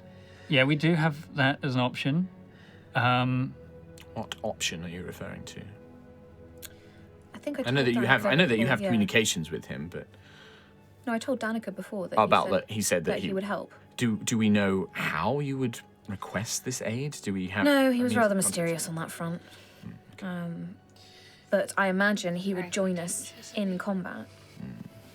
Sorry, just pretentious He- and mystical for no reason, you know. He was concerned that Atelicus is going to be the most difficult of Siaska's children because Atelicus is the representation of Siaska's anger, Yep. and anger is dangerous. But would he help us? The way I see it is he probably wants to swoop in when we actually see Italicus, and as soon as Italicus goes down, that's when he can do more menacing things like, you know, come to Aerois in full force. He's already here in Aerois. Yeah, but in full force, you know, like gates mean, open kind of thing. He's made no... He's never hidden the fact that he wants the cradle to come down. Yeah, but this is the moment that would cause that to happen. But we always knew that this was what Which we is- were leading towards. Absolutely. I'm just saying, if he comes in with us at that point, we need to be prepared that we could get to the end of that fight and bad things happen for us. As much as it would be nice to have some extra backup. I personally wonder if he's located his mech. Oh, I hope not. This is the Project Vanguard you mentioned. This giant construct he was building on the Yes. Sky What was- City. Quite big, The last vision that you had of the mech, was it not? it was disappearing through a portal, wasn't it? They were constructing a large portal capable of transporting the. Yeah, but it was out in the astral seas somewhere, I think it was, in the vision. Tell me. So, I mean, again, I can check again. I can always use the eye. Might be worth doing. Yes, well, I mean, it sounds like unless you invite him, Valor is the only one who can reach Atelicus's hidden planes. She's the only one capable of breaching that space. So, unless you invite him, Maybe we ask Vala. Well, maybe if he helps us with the Titans and it gets us to Atelicus, then great. He doesn't need to join us in that space at all. So we've got that assurance, I suppose. Then again, he would be right next to Valor, and that's never a good thing. Except that one time he protected her. He loves her, though. He wouldn't harm her. No, I know. I don't want to go through another ship to find her again. Anyway, perhaps it's not my place to say, but if you as a group are undecided on whether Callus can be trusted, I would not bet. I would not count on it. I would plan as if you do not have his aid. No. It sounds like you are not united on whether or not he can be trusted. And that's never a good place to be. You don't want to be desperate. If you go to him while you're desperate, then you are in a vulnerable position. True. but it will be the only time we'll ever call for his help. So, Last resorts are last resorts. If need be, do what must be done to survive. But Keep it in the back pocket. we believe that you are more than capable of these beasts. We think that this plan will work. To be honest, I don't even know if I can call him anymore. The connection between us was Tiangong. I'm sure that he can connect to whoever he chooses to. He's able to see Lucius, isn't he? He had Lucius's dagger. I'm sure he's probably found something to be able to see all of us at some point. I don't for a second think that he cannot contact us if he wants to. And you're probably the most likely one that he would contact. Because, you know, me and Sentry, we don't have the best backstory there with him. We're not Get really a lot out of friends. me. Hasper, you know, maybe not so much. So I think if he wants to contact you, know, he will be able to. Yes. Sorry, I was just thinking about his version of Tiangong. What do you know about that version? A good point. The last I know, it was different. The possibility of reunification was impossible. Or at least improbable. I don't know, is the answer. Maybe there is some of Tiangong left in it. Sounds like more of a personal matter for you to discuss. Yes, sorry, yes. No, please don't apologise, but I don't wish to intrude on something which is clearly a very deep and I don't know what's changed since Vortensar, but I can tell something is different. We can discuss that later, but there's also, don't feel the need that you need to decide these matters right now. It will take the forces that we've assembled time to reach Aelseraph, where the beasts are located. There is a Burrowfolk clan there, the Brighttails, that have offered their settlement. It is on the southern part of the Central Mountains that divide Aelseraph, the Spearfall Mountains. It is a place called Starwatch Rise. They've welcomed us, the Alliance, and have welcomed us and allowed us to use their settlement as a sort of staging grounds. They're currently in a festival. There is some sort of festival going on in the town at the moment, but it will take several days. So it could be a chance for you to travel there, get your bearings, decide what you want to do, and then we can take the further steps. I mean, nice to know they're still having festivals. Apparently, it is a very annual traditional festival. So Okay. Sure. I mean, yeah, we can go there and then figure out. I mean, it sounds like the land beast is Stonewall is the one we're most likely going to be heading towards. But yes, try and figure out how to defeat it at the same time as everyone else. Yes. I guess. Is the Astoria going to be outfitted for battle? It's an ongoing process. It is. It will. We don't expect that it will be ready to fight these beasts, but we suspect it won't take too much longer. It is this constant battle of trying to keep the Astoria moving so that people don't know where it is, and we keep it moving, but it is slow. But at the same time, we're trying to repair systems, and things break, and the maidens are quite... They think that we know a lot more than we do, and it is frustrating. It is a constant challenge. But we are... Azaria and the other mages who are working with the maidens are confident that we will have it running soon, is what I'm told. I do hate the word, but I trust them to be working as hard as they can on all of this. Okay. Well, I'm sure there's something that can be done from the Astoria, even if it has to stay far back from the battle. Well, the idea is that Horizon and the Astoria will continue making their way towards Aelseraph. Thanks to the Astoria's proximity, the maidens have found a way to sort of tether them together. So if I leave Horizon, I am not necessarily needed for Horizon to keep moving. We can't use any of the defenses and things like that, but it means that I can leave Horizon. And I have been specifically requested to help against the Stormwing. Its vulnerability is still to fire, and, well, that is my thing. So Yeah. I'm one of them, a powerful sorceress when it comes to flames. So I will temporarily be leaving to help with that. But Horizon and Astoria will be making their way as fast as they can. Okay. I mean, it sounds like a plan to me, at least for now. I can't think of anything except just waiting until we get there. Yeah, that's the situation. You'll have a few days, even by the time you arrive in Aelseraph via your own airship, you'll have a few days to sort of meet the locals. I believe that the Wild Elves, Morgaine Frostpress, they're waiting for you there, so they can kind of catch you up on more information. And then when things are ready, we will have a meeting and discuss our final plans and share out the equipment that Azaria has made and that sort of thing. So, all right. Okay. Very well. Okay. Good planning. Okay. With mostly you guys. Yes. Well, we knew that you were dealing with Vortensar, and we are running out of time. We do need to make sure that we are ready for what happens next. So we thought it best to come up with a plan, and if you disagreed with it, we would have happily gone with whatever you suggested. But if you're happy to follow us with this line of thinking, we think it will work. Well, thank you for the assistance you've provided so far. We are an alliance. We are a team. That's what we're here for. You are helping save one city. We are thinking about what to do next with somewhere else. So, and also frankly, I believe that this plan won't work without your combat capabilities.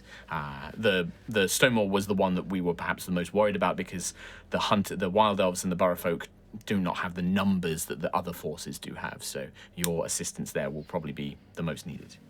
Okay, makes sense. Okay, Stonewall? Stonewall? Sounds like Stonewall for now. Sounds like fun. Unless you want to split up. Nope. Good. Didn't think so. With that, we are going to take our break. It's about break time. It's about break time. So we'll be back with part 2. We'll see you then. See ya. Bye.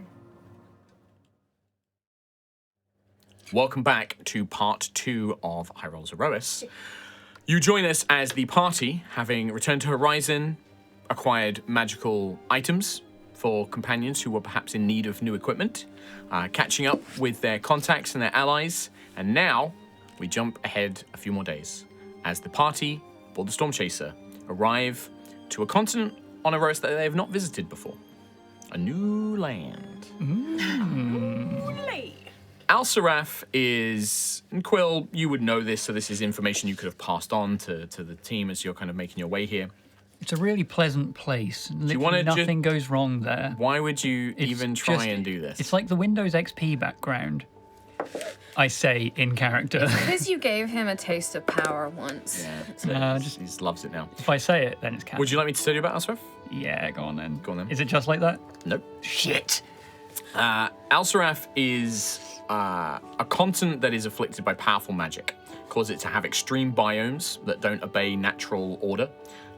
The presence of powerful primordial magic, likely a connection to a Telecus, means that the land itself has a bit of a will of its own. Nature spirits are extremely common, so things like trees and rocks and rivers or a stone might actually manifest a spiritual creature being.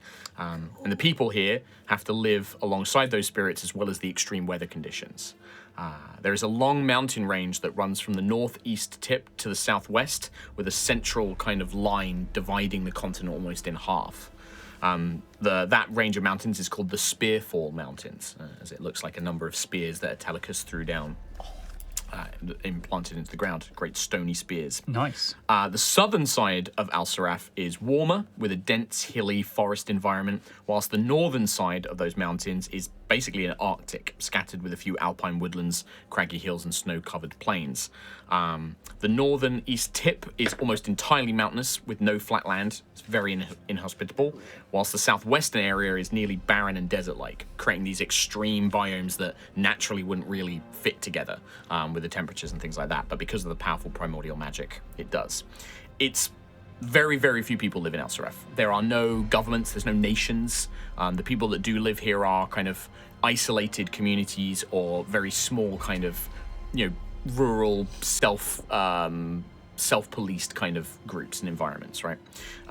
So there's no like kingdoms, there's no, duchies or like borders or anything like that. It is just like pockets of people surviving in the wilderness. The Storm Chaser, having been given directions, makes its way towards the sort of central part of the long continent, where you've been given directions to a place called Starwatch Rise.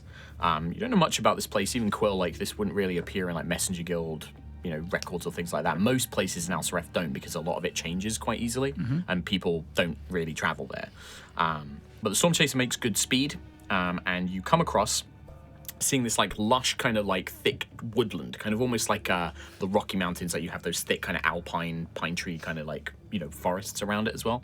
And at the base of the mountains, like big steep hill lands as well. So it's kind of like these grassy plains with these kind of pine tree kind of woods nestled amongst the hills that then eventually become the mountains, the Spearfall Mountains. The place, the town, I guess it would be like a large town, a settlement of Starwatch Rise, is built into 3 large hills. And you can see that there are like windows actually in the hill itself, kind of like little hobbit holes with doors and things like that. And it looks like there is a network of like tunnels and dirt kind of like pathways that can connect them all. But then there are also bridges between all 3 of the hills, and there are like buildings that have been built on top of them. There's farmland. There are stairs that lead down to like the more flatter ground, where there are farmlands and things like that. And it is entirely populated by burrow folk. So like Sanalong is, these are humanoids, bunny ears, bunny tails, kind of slightly not fully digitrade legs, but like longer feet and kind of have like this, rabbit-like look. Some of them are more rabbit than others. Some of them look more humanoid. Some of them are kind of closer to nearly like having like the rabbit-like nose and kind of like a mouth and snout and stuff like that. But all mixed around, different types, and you can see, and they just look up at the airship and they're waving, and you can see that there are coloured banners of sort of blues and golds scattered around the village, like it looks like they are in some sort of party festival environment. There are also numerous paper lanterns, and you can see that they've all been like placed out and like strung up and everything else around all of their homes and settlements, and it looks to be in like a big kind of celebrationary mood. Like there's no sort of like worry or fear. These people seem to be having a great time. You can see that there are a scattered amount of wild elves and kind of amongst them, but they definitely look like they are visitors or travelers, not necessarily locals. The Aerois and Lucius, Aerois briefly speaks with Lucius and Quill, and they find a kind of settled place where the Storm Chaser can actually dock. It's not really like flat ground, so the airship will have to stay slightly afloat, but there is like a plateau where you can dismount, and then a mountain trail basically leads you down to this village, this town. And you can actually already begin to see from the deck of the airship some young burrowfolk who are making their way up to that plateau. And they're kind of dressed like guides, right? Like they've kind of got like good traveling gear. They've got like mountain boots, ropes. They look like they are kind of guides and pathfinders that are probably going to come up and take you down to the village. And you can see, it's a big mood. One thing you notice down in the farms is, you don't see like cattle. You don't see like, meat and sheep and pigs and things like that. It's almost all vegetables and crops and things like that. There are very large pumpkins, like big pumpkins. Okay. Like you see them from the Storm Chaser as you get closer. Oh, wow. Like you're like, those must be massive, because they are Right. like, you can see them like See from them from above. space. And you're like, that's massive. These would be like nearly like 10-foot tall pumpkins. Okay. I was going to ask, as Yeah. we're flying in, Yeah. do we see any signs of, Stonemore. well, the other beasts. Stonemore or any of the beasts, even in the far distance, or even just like where there's been a Damage. battle or Yeah, damage? yeah. Yeah. Oh, damage, yes. I mean, so right now you are coming from you're going towards the southern half of Aelseraph, so you've mostly been traveling across ocean. You've mostly been traveling across just open ocean this whole time. But as you do start to get closer, I mean, yeah, like even from a distance, you begin to see you can see off in the distance, like that looks like a section of forest has just collapsed in on itself, and it looks like Right. something's torn through it. You see shipwrecks like on the coast and stuff like that. Big galleons, orc galleons, like have been just torn apart. On one of the days, and there is a moment where it's like, what are we gonna do? You see thick clouds all over Aelseraph. Like the weather obviously in Aelseraph is maybe a bit stormy, a bit rainy. And you see something that looks like the clouds itself is moving, and then you see like lightning kind of,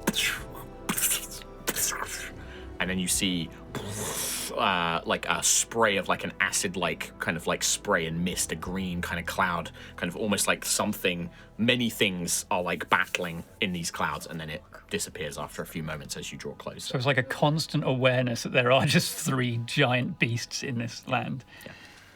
Yeah. Okay. But Giant pumpkins, though. yeah, and the burrowfolk are like, don't seem to be phased. They're just like, yeah, having a lovely time. And if we say hello to the guides as we So yeah, go the past, like- ship kind of like gets to the point that Aerois docks the ship. She throws the anchor out, wedges it, connects it with chains to the mountainside. The crew go down there and pitting it in so that it can sort of rest. And they can power the ship down to an extent. The boarding plank is extended out so you can kind of get down onto this rocky, cliff plateau. And stood there would probably be. There's a bunch of different. They're all young, kind of burrowfolk. They all look kind of fit and healthy. But the one who's kind of at the front. How would I best describe him? He's really hunky. He's like very muscly. He's kind of got like that kind of like chiseled jaw. He looks like a lumberjack, like a kind of like big strapping kind of like and he's got the big muscles and the broad shoulders and stuff. He's got like big tall ears. He looks more humanoid. So he has like mostly a human face, maybe a little kind of like pressed in button nose, but the big ears. Tell me more. And he's got like you can see he's got like a big hatchet on his belt, and maybe like not a plaid shirt, but like almost like a kind of shirt like a lumberjack. He kind of looks like a logsman or like a woodsman or something like that. And he's got a number of other kind of like very accomplished looking hikers, basically, like kind of like along with him. And he's like, hello there, come on, hello, come in, come down, hello, welcome. Oh. He's like calling out to you, like, don't be shy, come down. Okay, everyone, off the ship. Yeah. Hi. Hello, hey, and he kind of like looks down, and he's tall. He's like nearly 6 foot tall. The other burrow folk aren't nearly as tall as him. He's big. He's like a big boy. Big bunny boy. He's a big bunny boy.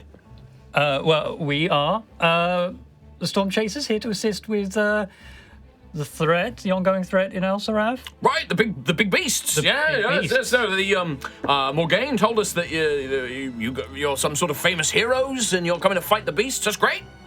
We've got some renown for Good for you. saving. Thank you. Thank you. We don't really know much about everything else out there. We kind of keep to ourselves here. We hear a few things now and then. We've got cousins and brothers and sisters from all over Aerois that come and give us news sometimes, but we're mainly just here. We don't know much about what's going on out there. So if you can come and get rid of these big beasties, that's great for us. We're happy to help in any way we can. Yes. Yes. You're a guardian, aren't you? I am, yes. Wow, we've never seen a guardian before, but we've heard about you. Oh, that's exciting. You are incredibly high spirits. Yes, of course. Yeah, we've got a lovely festival going on. It's a really important time of year for us. I didn't introduce. Name's Jack. Jack Brighttail. Jack Brighttail. Well, Keelak Adkalar. They call me Big Jack. Big Jack. Mm-hmm. Okay, well, Big Jack. Big Jack, Keelak Adkalar. Or Woody Jack, or You have a lot of names. yeah. Well, nicknames and things like that. But yeah. Well, Keelak Adkalar or Quill. Quill. works. I like nicknames. Quill. Then, in that case, Ayla. doesn't really Just have a Ayla. nickname. Yeah, no, it's fine. Yeah. You're I know you. I know this one. Wild elf. Yeah, that's me. Are there many wild elves here? Because I'm not. We see we don't see many others. There's a couple of we see occasional like humans and some other folks who have settlements all kind of around the ridge, but we don't really see much of them. But the wild elves, they travel all around the place. We do a lot of trading with wild elves. They buy our food. We buy like materials and hunting leathers and things like that from them when we need them. So yeah, we've spent a lot of time around the wild elves. So we've got a couple here for the festival. I think they're the ones waiting for you guys, going out on the big hunt. Yeah, Brilliant. probably. Great. So Ayla, I'm Sentinel Prime, or you can call me Sentry. Sentry. I like nicknames. Sentry's great. Sentry. Sentry's great. Oh, I'm Nova, and I'm Nova. Good to meet you, Nova.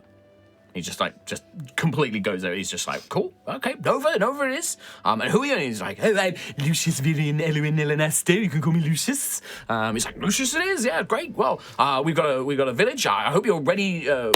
We'd be delighted if you would join us for some of our festivities. It's the last day of our festival today, so it's kind of a big, important day. We hope you don't mind us kind of going about it, and you're more than welcome to join in. But we wouldn't want to intrude. I have to be no, honest. it's not true. No, we'd be delighted. We'd be honoured to have you here for it. Like it's an important time. We would love for you to be part of it. Well, I'll have to be honest. I personally, I'm not aware of the festival. What is it you're celebrating? All right, it's fine. It's called the Festival of New Stars, is what it's called.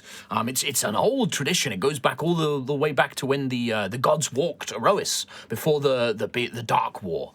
Right. And, yes. it goes all the way back to there, and there used to be many beast folk and burrow folk this was Aelseraph before everything changed was the domain of Atelicus, and it was a very beautiful land, and it wasn't like it is now. It was a perfect haven for the beast folk to live in, and this festival was a celebration of Atelicus and Siaska and many of the other gods, and we've been keeping the traditions ever since. There's not really most of the burrow folk. They've other families. They've moved away. This town's mainly the Brighttails. We're all Brighttails here. Wow. Yeah. Okay. I mean, yes, we certainly would welcome a Break. break. Small bit of before fun. what needs to be done. Yes. Well, there's definitely fun. There's a good bit of work to do as well. It's a big part of it as well. But we got there's going to be fun. There's games. There's food. There's lots of food. We love our food. We Okay. got lots of that. Yeah, I'll take you through it. I'll introduce you to some people that we all do different things here. I've got to go. I've got an important job to do coming up. So I need to go get ready for that. Oh. And I'll leave. I'll have somebody else explain it to you. So Wonderful. Well, bash your head against a wall. What? Still not. Wait. Still not good. Break a leg. Is that what you said? Break a leg is what I said, yeah. Is that? Well, that would be really. I mean, I wouldn't be able to. Why would See, you I know, want me I to thought break it my was bash your head leg? against the wall, but just Don't- good It's like luck. the worst thing for a climber and a guide to do. No, is don't you'd do be- that. No. Oh, okay, I good. mean, I guess I could maybe cut it off, and then if I no, tied That is it not off, I could make it necessary. back. Not necessary. Just It's a saying for good luck. You should probably just say good luck. That's Okay. what I said. So that's confusing. okay. Bash But your you know, head different against the people, wall. different things. It's fine. Aarakocra thing, apparently. Maybe it's it's just our way of doing it. But Yeah, we lovely. have different ways of doing things. Let's take you down. I'll introduce you to Mama and the matriarch. I call her Mama, old thing. But let me introduce you to her, and I'll introduce you to a few other people, and then I'm gonna have to leave you and go get ready. So let's take you down. You don't mind a bit of hiking? Oh, not at all. No. Great, perfect, great. And Piggyback. Piggyback. yeah, sure. If you want to piggyback Nova, Lucius is like, No, piggyback. Yay! Nova And died. She gets a piggyback. yeah, that's fair. I thought you meant she died on the piggyback. Like she's dead again. What happened? Permadead. I just threw her off. Big Jack will take you down to Star Watch. Star Watch Rise is the full name, but most people here just call it Star Watch. Cool. And yeah, it is. You quickly realize that being all Burrowfolk, those three hills are their like warren, and they have like inside there is a whole town inside these hills all connected up as well, and then they have the outside as well where they've got like wooden buildings and things like that for visitors, but also so they enjoy the countryside. Very very at home in nature here. Like you can see that they've kind of blended themselves with the world. It's not like they've tried to build like a big wall and wall themselves off. They've used the natural environment to kind of really settle into. It takes you like an hour to hike down from the where the storm chaser is pitched in. Well, in that case, I want to have a conversation with Big Jack. Okay. I don't mean to interrupt your festival thinking right now, but I have to No ask. thinking going on up here. Will. Great. Well, in that case, have you been Like kind of wide grin. have you been involved at all in the fight against the? Oh well, we the wild elves came back. Yeah, I mean I'm going to be joining the hunt. I'm Okay. kind of one of the main sort of hunters and fighters here, so I'll be coming along with you. There's another Burrowfolk who's come over from around your part of Aerois. Actually, she came over and she's going to be joining us as well. And there's a couple of hunters and things like that Is as that well. Sana? Sana Long is, that's the one. Yep. Yeah, she's with all of them, so she came over. She's kind of been the one helping organize a lot of this stuff and telling us about what's been going on and things like that. Okay. Now you mentioned hunt. Yeah. Is this like a competition or? No, it's a big beast. Okay. We're gonna go out there and we're gonna kill it. So I mean, we try not to. We don't like killing animals. Right. But sometimes when you get a predator, and you get a wolf lion or you get an owlbear, you gotta sometimes, unfortunately, you gotta cull them because otherwise they pose a risk to everyone else. We don't like doing it, but it has to be done sometimes. Okay.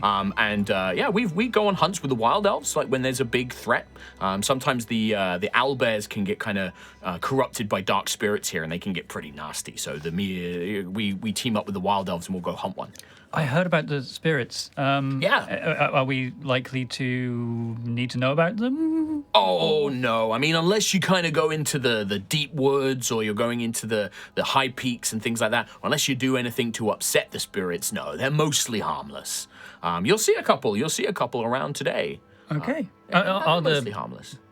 beasts? Are they upsetting the spirits? Oh yeah, I mean definitely where they go, the spirits avoid them. Spirits are afraid of them. Oh, okay. Yeah, that's kind of how we kind of, it's kind of nice because we kind of get like an early warning. We've learned to live with the spirits here, so the wild elves and the Burrowfolk and the beast folk here, we can use the spirits to know when these things are coming so we can clear out of the way.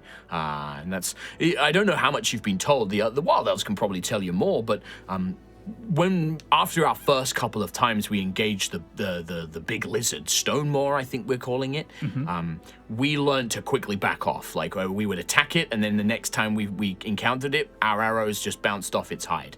What was the word they used? Adapted, right? Mutated.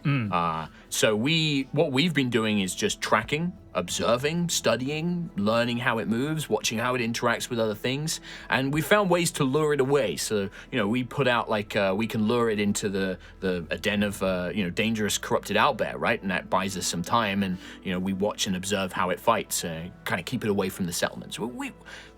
We've been living in this place for a long time, and we've kind of learned to survive like this. We know we don't need to fight this thing head on just yet. So okay, well, it'd be useful for us to be well acquainted with the spirits ourselves, I suppose, if they are giving warning or some kind of assistance. Well, not so much assistance. Like we learn to read them, right? Like when you see a flock of like tree spirits like leaving the woods.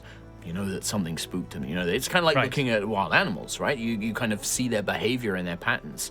We have shamans who can speak to some spirits, but most of us can't do that. That's magic stuff. I just got these. And he just pumps his arm. Sure. His big arm. I have one more question. Those pumpkins, it's not a question actually, it's more a statement, are huge. Yeah. How? Oh, they're not normally that big. It's in anticipation for the new Star Festival. A couple of the farmers got pretty competitive. We thought we'd have a who can grow the biggest pumpkin contest, and they kind of took it a bit too far. Some of them have really big pumpkins. They're not normally that big. I am almost terrified to see the winner of that competition. Yeah. Well, I think that the problem is you're standing on it. We don't. I mean, I'm gonna be busy, so I can't go and help them kind of get it to the village. So that might be something that some of the folks might ask. And he looks at Ayla and he looks at Senju. They might come asking for you guys to come and help with that because I'm not going to be around. But yeah, the trying to get the pumpkins up here. Well, if you want to eat, by the way, like you're going to have to help work and gather up the food and stuff like that. Like that's kind of part of it, right? Like, of course. Yeah, nice. Well, yeah. Any other questions about Star Watch or the Bright Tales or the festival? Is there anything you'd like to know? I'm happy to help. Food. Yeah. Hungry. You Hungry? said something about food. Yeah. I mean, you got to work. You got to do some work for it, but yeah, we can get you some food. We during the festival, it's kind of common to do like big communal kind of cooks. Normally, families get together and make a big meal together, and then you eat it. It's because it's part of our harvest season right now. You go down to the farms. You'll gather up fresh veggies. You grab up some fresh crops, some fruits, and things like that. And then you come back and you make a big old dish. It's great. It's really fun. Cool. As long as you don't mind a bit of hard work and a bit of dirt. Oh, not at all. Yeah, I knew it. Nah, I knew I liked you, Cedric. And you kind of look around. Yeah, we can get you some food. I mean, if you're feeling, if you're feeling a bit faint or weak, and obviously a bit of hard work, and you get the impression that he's looked at Nova, seen like this scrawny nerd, and he's like, oh, if you can't do any work and you need food first, that's okay. He's like, we can get you something. It's fine if you're desperate. We won't make you work, you guests, but it's kind of part of it to do. So. Yeah. Okay. Anything else? Just died to save a whole city. It's fine, bro. You scrawny nerd. Scrawny fucking nerd. Scrawny nerd. Resurrected. Couldn't resurrect any fucking muscles. I got one thing I should tell you resurrect. about. As we go down there. Yeah. So, big part of the festival, right? Mm-hmm. And it's important for you guys to know this because you're going to have to play along. We'd like you to play along with it, right? Right. So, okay, how do I do this? I'm not really good at stories. Maybe I should let Mama. I'm going to let Mama do this. Mama's going to tell you a story, but it's really important that you kind of follow it along, okay? Well, is there some way that we should act before we get to... No, you should be okay. You're going to be okay. It's not till... Don't worry. Okay. You won't need to worry about it until I go away. Sure. Okay. Okay. Nice. Okay. Thanks for the warning. I'll let Mama tell you about it. She's a better storyteller than me. I'm not very good at telling stories. Okay. Cool. Good. Great. Oh, we've arrived. Right. He leads you down into the main kind of big hill and into the Warren. And you can see this place it's not like mega busy, but it's pretty packed. And it's like, it's mainly families. It's pretty much all borough folk and things like that, just kind of having a good time. You see a lot of people making these paper lanterns, like literally kind of like bending wood, kind of stretching paper and kind of decorating them, painting them and things like that with all different symbols and lots of starry kind of motifs and things like that. And there's an element of a somberness to some of it that they're doing. Like when they're making the lanterns, like they're kind of having hushed conversations, and you can see a couple of tears, and they kiss the lanterns and things like that. But then there's a joyousness, a celebration to it as well. And you see people bringing in food and all kind of stuff. And you see a lot of little borough folk kids, like little kind of like kids with the bunny ears and little tails, and they're like looking around like they're searching for something, or they're worried about something, and they're like going up to adults and like asking for things, and the adults are like, oh, and they're kind of whispering to them and stuff like that, and like maybe and you see one adult kind of passes them what looks to be like a little bell and a ringer, and the kid grabs it and he's like looking around, almost scared. But they kind of like Jack leads you on, and he leads you into a big open parlor with thick rugs and cushions. No chairs, no furniture. It's all just like sit on the floor, big floppy cushions, like full of straw and hay, pretty nice feathers and that kind of stuff. And sat there, and she's in the middle of telling a story to a bunch of these kids. You see this kind of older borough folk lady, and she's got a bit more of a rabbit look. She almost has like whiskers, but they almost look like kind of like, hairs, like a old lady kind of beard or something like that, but they're actually like long whiskers. Yes, I look forward to that coming in for me. Yeah, and then she's got like the pushed in like rabbit nose. Yeah. And she's kind of dressed in like proper kind of like cottage witch granny vibes. Like it's a big knitted vest, and it's got patches on it, and she's got like twigs and acorns in her pockets, and she's kind of like, so, and you must be careful. Make sure you must go and find things to make noise and light. Otherwise, you know what will happen. And the kids are just like, Mama, please, Mama, give me something. And she's like, no, I'm afraid I don't have anything. I'm too scared to go outside and fetch anything. You need to go and get it. And all the kids like run off. And she sees kind of Jack, and she's like, oh, Jack, these are our guests. And he's like, yeah, Mama, these are the ones that we were told about. They came on the big, do you see their airship? It's amazing. But I'm going to leave them with you, Mama, because I got to go and get ready. And she's just like, yes, go, Jack, it's fine. Have you told them much about what's happening today? And he's like, I'm not very good for stories, Mum. You should tell them about that. But I've told them a couple of little bits, but they might have some questions. She's like, okay, I will go get ready. You know where to. And he's like, yeah. And he's like, okay. And she kind of sends him off. She's like, well, firstly, thank you so much, all of you, for coming to Star Watch. I have to scroll up, leave me alone. I am Matriarch Vindra Brighttail. I'm the sort of elder here, the leader, if you want to think of it that way. You have your sort of kings and queens. We don't really do that here, but I'm sort of old, and people think I'm wise, so they put me in charge. Okay. And thank you for coming. I know it may not seem it, but these concerns of these beasts of Atelicus, at first, we thought that they were a sort of blessing. We're very faithful to Atelicus and Siaska and the gods, and so we thought that they were protectors, perhaps, to come and help shape us, but it very quickly became that was not the case, and then we had guests come from overseas, and the wild elves, who have been our friends for a long time, have sort of informed us about these greater events in the world that we had no idea about. So we're very grateful for your assistance. I've been told that you are heroes of some renown. You have fought great villains and defeated great beasts and the like, and hunted evil. It's a short story, yeah. You're very humble, from what I've been told. There's a lovely borough folk from Suvona, I think it's called, one of the Longear family, who I knew long ago. She speaks very highly of you. She claims you to be great heroes. But yes, so as I understand it, the rest of your army, I suppose, I don't know what to call them, are coming in several days, so you have time here. Please make yourself at home. We have rooms ready for you. You will need to stay with a family. We don't really have inns or rooms to spare here, so you'll be living with a borough folk family here. We can sort of put some of you together, but we're a little bit tight on space. Okay, no, that's totally fine. Thank you for your hospitality. Big Jack. Yes, Big Jack, Big Jack, Woody Jack. We have all sorts of names. Well, he told us that we would have to play a part in these festivities. Yes, good. I'm glad he told you that. And she looks around, and she's like, good. The children have all left. So, if you do not mind, we would like you to sort of play along. It's part of our tradition in this festival. I suppose it requires a bit of a storytelling, if you don't mind. I'm going to take a seat. Yes, please, come, sit. We can bring you refreshments and things. Let's bring some water and get some wine and things like that in. And she kind of gestures. And there's a couple of younger bar folks who look like they may be like, not servants, but like apprentices or like students of hers. Attendants. But not in a kind of subservient way. They're just like, they respect her. And she's like, would you mind? And they're like, yeah, of course, Mama, we'll go get that. And she's like, good girl. This place, Star Watch, and the Borough folk and the Beast folk have long lived in this land since it was the domain of Atelicus and Siaska. And Atelicus likes to test us. He believes that we must be strong, and if we cannot be strong, we must be cunning. Long ago, it began a tradition of testing us in this way. But one year, when we all thought we were being tested, what had really happened was that a dark spirit had corrupted a creature called a wolf lion. They prowl the woods here. They are terrible beasts, quite scary. Normally they are just predators. We do not mind them. We try and live alongside them, but this dark spirit turned it bloodthirsty, made it large and aggressive, and quite wicked. And at first, the adults thought that this was just another test of Atelicus. It met a grisly end, unfortunately. But we did not know any better.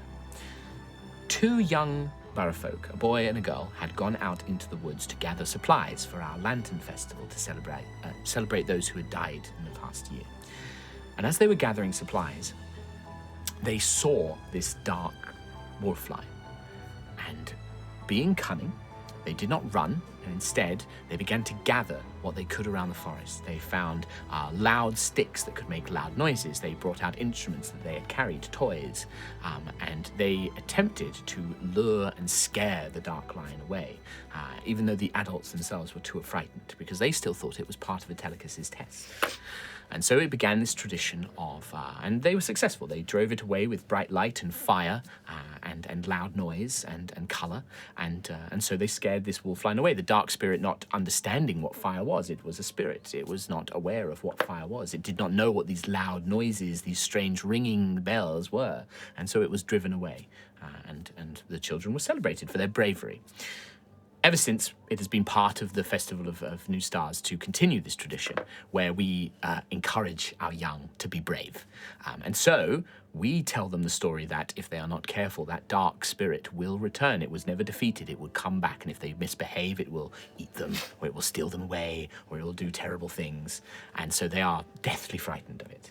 But around the festival, we tell them the story of the brave ones who scared it away with music and light and fire, and the adults all act too scared. They are too scared to go into the woods to face it off. They are too scared to confront the lion. If they see it, they will run.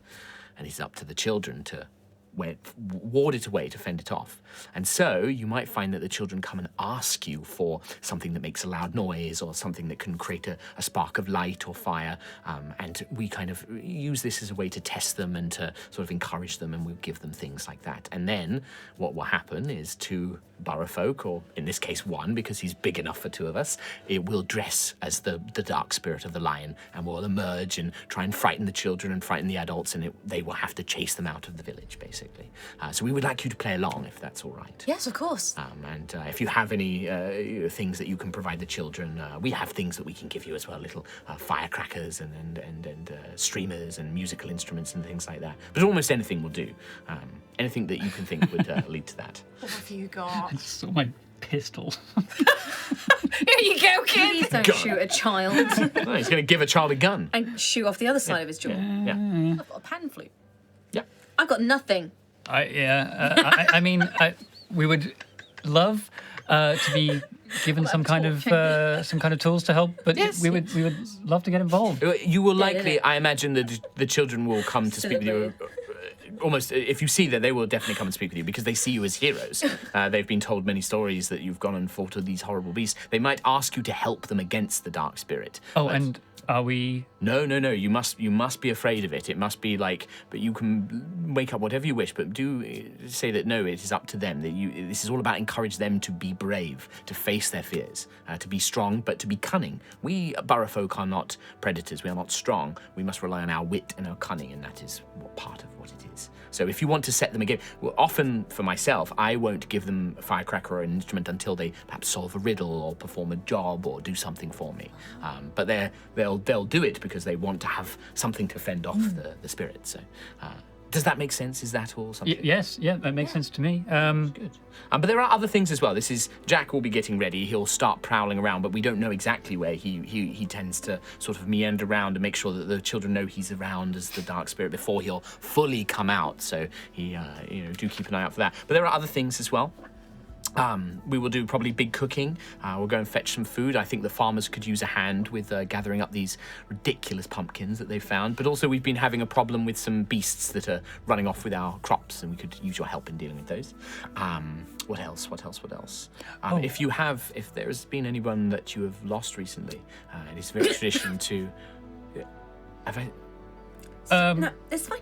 Carry on. It is tradition that when an older member of a family dies, we build a lantern, a paper lantern, and we decorate it in their image. And then at night, we will send them all up to... Part of the festival is the idea of new stars is we are sending their souls up to join Siaska in the sky above to become new stars. And so the lanterns represent that journey of Kalara taking them up into the astral world. So if you want to do that, we have supplies and we can fission you with that. And then the other tradition that I'm sure that somebody will likely to come ask you for with is part of this whole festival is you've been told about the spirits of our world and that they can kind of attach to many things. Well, it is part of it is we clear out old dirt, mess, get rid of things that we no longer need as a way of clearing out bad luck that may have accumulated in our homes and on our person, and we welcome in new luck. We make space for new luck and good spirits to come and live with us.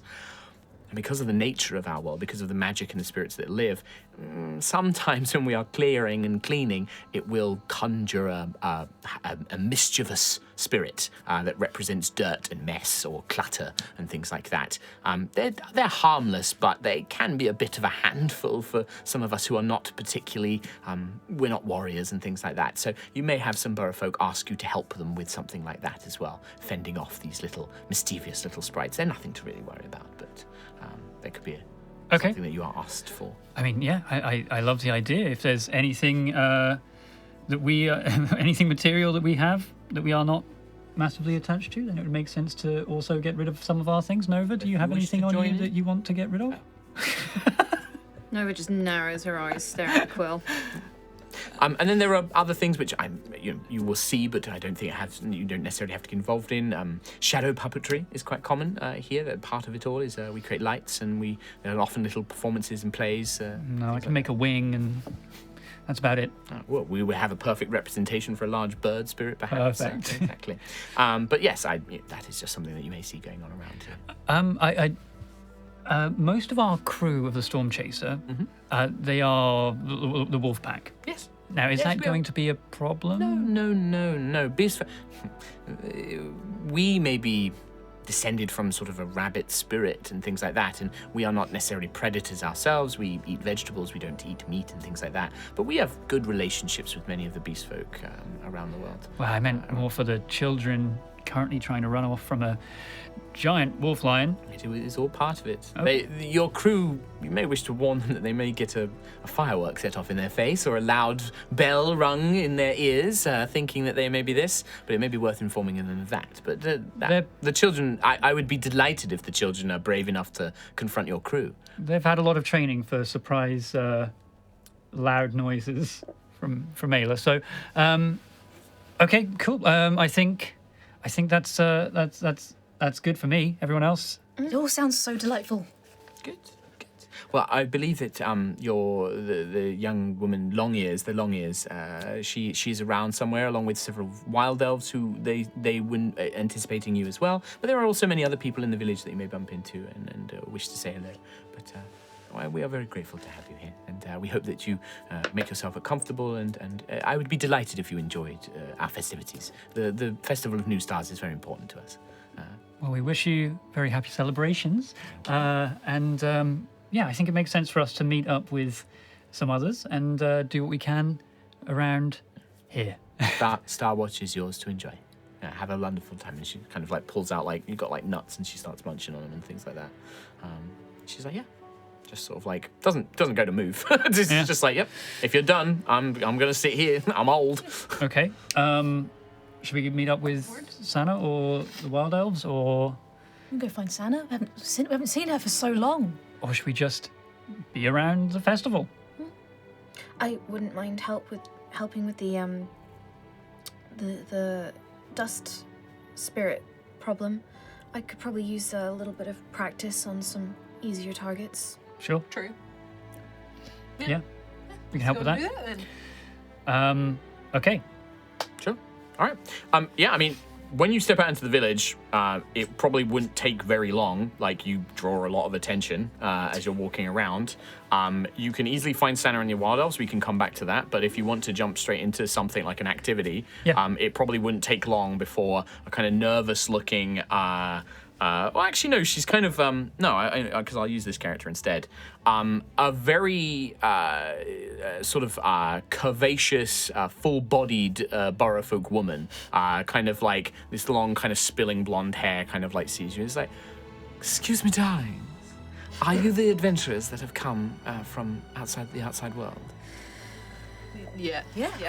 I wonder if you would perhaps help me with something. I'm trying to clean up my home, and I'm not one for scuffling, and I fear that I may have attracted a few mischievous spirits. Would you be interested in perhaps helping me? That is exactly yes, what you want. I would like to help. Fantastic. My mother and father, they're quite old, and I'm a confectionist. I never lifted anything more heavy than a rolling pin, so I was a bit worried that these spirits might get the best of us. I was going to ask Big Jack and some of the others, but it seems that they're off doing other important things, so I was hoping that perhaps you or the Wild Elf Hunters might be able to help. My name is Talia, by the way. Lovely to meet you. Sorry, what? Talia. Okay, yeah. That's Talia Brighttail. a little confusing, but... Did I tell Never mind.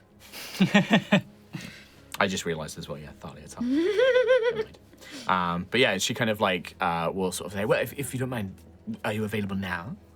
Yes, I am ready to assist you in this. Marvellous, thank you so much. My parents would be so grateful. And she'll lead you to like a small little house that's kind of like nestled into the mountain sort of hillside. Very Hobbit holy, kind of like cozy vibes. But the door opens and you immediately see, oh, yeah, this is very cluttered. Like, it's kind of like grandma and grandpa's house where they've just kept everything. Yeah. And like, they're like, oh yeah, we'll sort that out one day. And then it just got put in a box or a shelf somewhere. Oh, okay. And it doesn't look like I mean, it's not dirty, but there's like, you can see cobwebs and dust is kind of like everywhere. It's not really being touched. And Talia introduces you to her parents, a very elderly Burrowfolk couple. They're probably like in their, they'd be equivalent of like mid-80s kind of thing. So they're kind of like, oh, thank you so much for helping us. I try to move, but and he's like kind of hunched over, and like the old lady's like, I just can't reach us. They've definitely, gone past the point. And you don't get the impression that Talia is like the one to be walking around and cleaning the house and things like that. She seems a bit too sort of like la-di-da for it. Bit Lucius-y. Yeah, kind of, yeah. And like, you can see that like she's got like, she's wearing like a kind of like, tight-fitting dress. She's kind of got that kind of debonair, kind of like femme fatale kind of vibe going on to her weirdly. But the elderly Burrowfolk will turn around and say like, if we may though, please, try not to cause a mess or damage if the sprites are causing trouble. This is our home. We've had it for so many years. I know we probably don't need to tell you to be careful, but I just felt I should say something. We'll do what we can not to they are make troublesome. a mess. Well, the sprites and the spirits, they themselves might try and cause trouble. You might need to figure out a way of dealing with them. Of course, we'll treat your home with the I'm utmost sorry care. that it's such a mess. We haven't really looked after it very well, No, so no problem. there might be a few of them. Okay. We will do everything we can to help. Right, very good. We'll say that maybe like Lucius has got caught up doing something else with somebody else. He 'cause simply I don't doesn't want to get involved. Yeah, he's like, dirt. No, I'm not doing that. I'm going to go and see Jack. And runs, I don't know, something like he runs off and does something.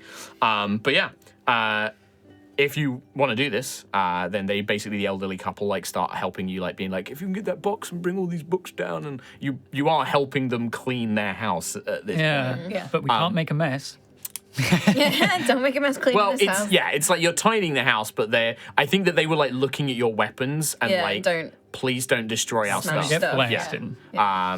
And as you start clearing it out, and you maybe spend like an hour kind of helping them pack stuff up and like wiping the sides with dust and things like that. And as you start disturbing the clutter and the dirt and the dust and the grime, you begin to see little things moving. At first, it's really weird because you think you're like, what's that? You see like maybe like a collection of like wooden clothes pegs that were on the floor in a pile. And then you saw like maybe something in a kitchen, like an old like couple of like little tiny pots. And then you look, and it looks like the pegs and the urns have like formed into a ball and are rolling around like a katamari. Yeah, I was gonna say like Katamari Damacy. And then Quill, you look up and you think like, oh, that's like a big dirt smudge on the wall. And then two little red eyes blink at you from in it, and it kind of whips around and goes to like another corner and wraps itself up in a cobweb. And about four of these like little balls of junk and four of these little black soot, they're called dust spirits and clutter spirits, appear, and we're going to roll initiative. Oh my god. Cool. Someone dies in this. Oh.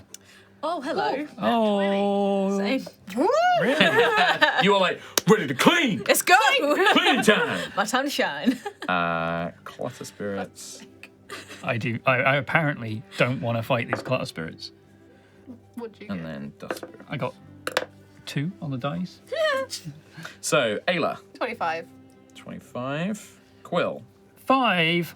5. Nova, 8, which is a lucky number. perfect. 8. And Sentry, 25. so 25. We'll have Ayla go first, 'cause I think Ayla's got the high Yeah. dex. All right, so Ayla, the room, it's basically like kind of 4 conjoined rooms. Your movement will basically take you from a room to a room or outside. So you can go from like the main central hallway to outside, or you can go from the main hallway into any of the 3 sort of bedrooms and living rooms and stuff like that. There are 8 of these total sprites, 4 clutter sprites, which are the little balls of random junk, and 4 dust sprites. At the moment, I'd say there's probably, if I said there was what, 4 rooms, so it makes sense that there'd be 2 per room. So we got like 1 of each in each room. Okay. And you can see that they kind of see you cleaning everything up, and they've become agitated that you're meddling with their things and like their mess and their clutter. And they are like, you see like the little ball, it kind of rolls, and you almost see like a little tiny, like a man, like a little tiny little spirit man, and he's rolling it, and he like looks and he like picks up one of these wooden pegs and it looks like he's gonna throw it at you. And then one of these little dust sprites almost is like pulling like a ball of dust, like it's gonna shoot it at you. No, the little man's going to roll up to you. Sorry, he doesn't have a range attack. He's going to, like, slam his little ball into you. Okay. So, But they're like, small. They're, like, tiny. They're, like, really little. are they close together? The dust sprite is, like, flying up on sort of, like, the corner of the room. The little guy is, like, under a chair, like, on the Okay. ground. The dust sprites can fly. The clutter spirits can't. They're on the ground. I'm assuming that the Burrow Folk house is not that tall, No. ceiling-wise, No. for Ayla. Yeah, it's Ayla and Sentry are probably, like, hunched over. Hunched over. Yeah. Can I just go up to the one in the corner, the Mm-hmm. dust, and can I just grab it? You can try and grab it, yeah, absolutely. Yeah. Yep, you absolutely can try and do that. So first you need to try and hit it, basically with an unarmed strike. So if you make an unarmed strike to try and grab it, Okay. beat its AC. It does look pretty nippy. Oh. You're probably still going to grab it. It's 20. 20, yep. You grab it, but it was like, you were like, fuck, this thing, it's quick. And you grab it, and your hand is just like coated in like black dust and it's like grimy. But you've got it, and it's like writhing and squirming. You've currently got it grappled, so you have a grapple on it. How do you Just put it outside or something. do I put them outside? Can I ask the elderly? But how do you dispose of them? I haven't seen any since I was a boy, but my father would hit it with a broom. Or sometimes you could dunk it in water. That weakens it. But my father normally just beat it. Can I just crush it in my hand? So you just do unarmed damage, basically. Yeah, I'd say just whatever your unarmed damage is, 8 points of damage. 8 points of damage to Dust A. I'll do dust B. Do I get 2 attacks? Because I've got. Well, your first attack was to grab it. Oh, okay. So that will be the first one. All right. You crush this thing in your hand, and there's resistance. Like you don't destroy it immediately. It's like you crush it, and it's like and it's like. And you've got like grip, and you're like, wow, okay, this thing's actually pretty tough. Like it's substantial. It's like squeezing a sponge full of like grime, and it's like now your arm is like all coated in like dust, like you've just run your hand over a really dirty surface. Ayla does not. Yeah, I care. know Ayla doesn't care. It's just like it's trying to squirm out of your grip, but yeah. So that was like move, action. So I don't know if you want to bonus action rage. I don't feel like I'm going to. Nice. I feel like she's not that angry at the moment. She's got a ball of dust in her hand. I'm a rage cleaner. Yeah. In that case, we go to Sentry. So if we say that you like, there's the corridor and then these 2 bedrooms. You're like in like a living room, basically. Like you're in one of the side rooms. I'll do like a little mind map for myself. Mind palace. So Sentry, what would you like to do? I was thinking, can I Well, do I so I see these sprites? Yeah, everyone Okay, sees them. everyone Yeah. sees sprites. Okay. So I've got Ayla in the living room currently. Cool. And then would you like to be in the bedroom, the kitchen, or the hallway, Sentry? I'll go in the kitchen. All right, Sentry's in the kitchen. Makes sense. Plates. Yeah. So there's a clutter spirit and then there's a dust spirit in here. Okay. I've got a potion of psychic resistance. Can I drink the potion, but then trap one in the empty bowl? Okay, so you want to. So which one do you want to try and trap? I'll do the little guy. You want to try and get the ball of stuff, but you're Yeah. going to try and grab the little tiny glowing man that's yeah. part of it. Okay. Yeah, I mean, so it would be the same thing. You want to try and basically, so it'd be bonus action to drink the potion, Yeah. which I guess you're now psychic resistance. She needs a bottle. She needs the ball. I need a bottle. And then But I don't want to get. I want to then like. Oh, I don't want to damage their their stuff. damage their stuff. So you drink this potion. You got like a little vial. Yeah. And then it would be the same thing. You'd make an unarmed strike to try and grab this little guy because Okay. they are quick. They're nippy little buggers. Guy. Yeah, and then if you grab him with the first attack, you can use your second attack to try and shove him in the bowl. All right. 24 for the first one. 24 will grab him, yeah. So you like grab him, he tries to get away. He's like, and here. it's weird. You grab the little man and you've got him, and as you pick him up, that ball of junk comes with him. It's like it's part of him. And it's kind of like floating next to your hand, and it's just kind of like almost telekinetically held there. Weird. Yeah. So cute. I'll try and get him in. Nat 20. Oh my god. As I can roll and that 20 on a dex, I don't think that's nope. So you're like, What the hell? you're just basically you're like you got him in your hand. You're like, this is weird, and then you kind of like hold your thumb like out off the like the stop a bit, and you're like, get in there, and he's like. And you get him in, you cork it, and then that ball of junk, which is like maybe like some old kids' building blocks, mixed in with like a grater, like it's just junk, like it's just hovering next to this like potion bottle now, and he's like, he's just like making little faces at you and stuff. He doesn't have a face; he's got these 2 little black dots for eyes. But he's like, almost looks like a little dung beetle, but a little man, like a little dung beetle man. Oh. Yeah, he's like. Hello. Yep, and you've got that one. You've got him trapped in a little glass jar. I have a man in a jar.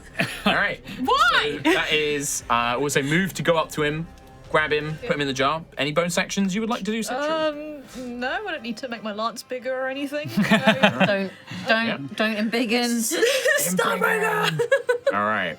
The dust brights. So that means that we've got. I'm happy to be in separate rooms as well. Yeah, so we can have like Nova. Which one would you want to be in? Bedroom or hallway? Bedroom. Bedroom, and then Quill is in the hallway. Yep. And then basically you have one of each in each room. Ayla, the one that you've currently got grabbed, is going to just try and get out. Is just going to try and break free. They're going to use their dex to try and wriggle out. So this is just going to be dex, their dex versus your athletics.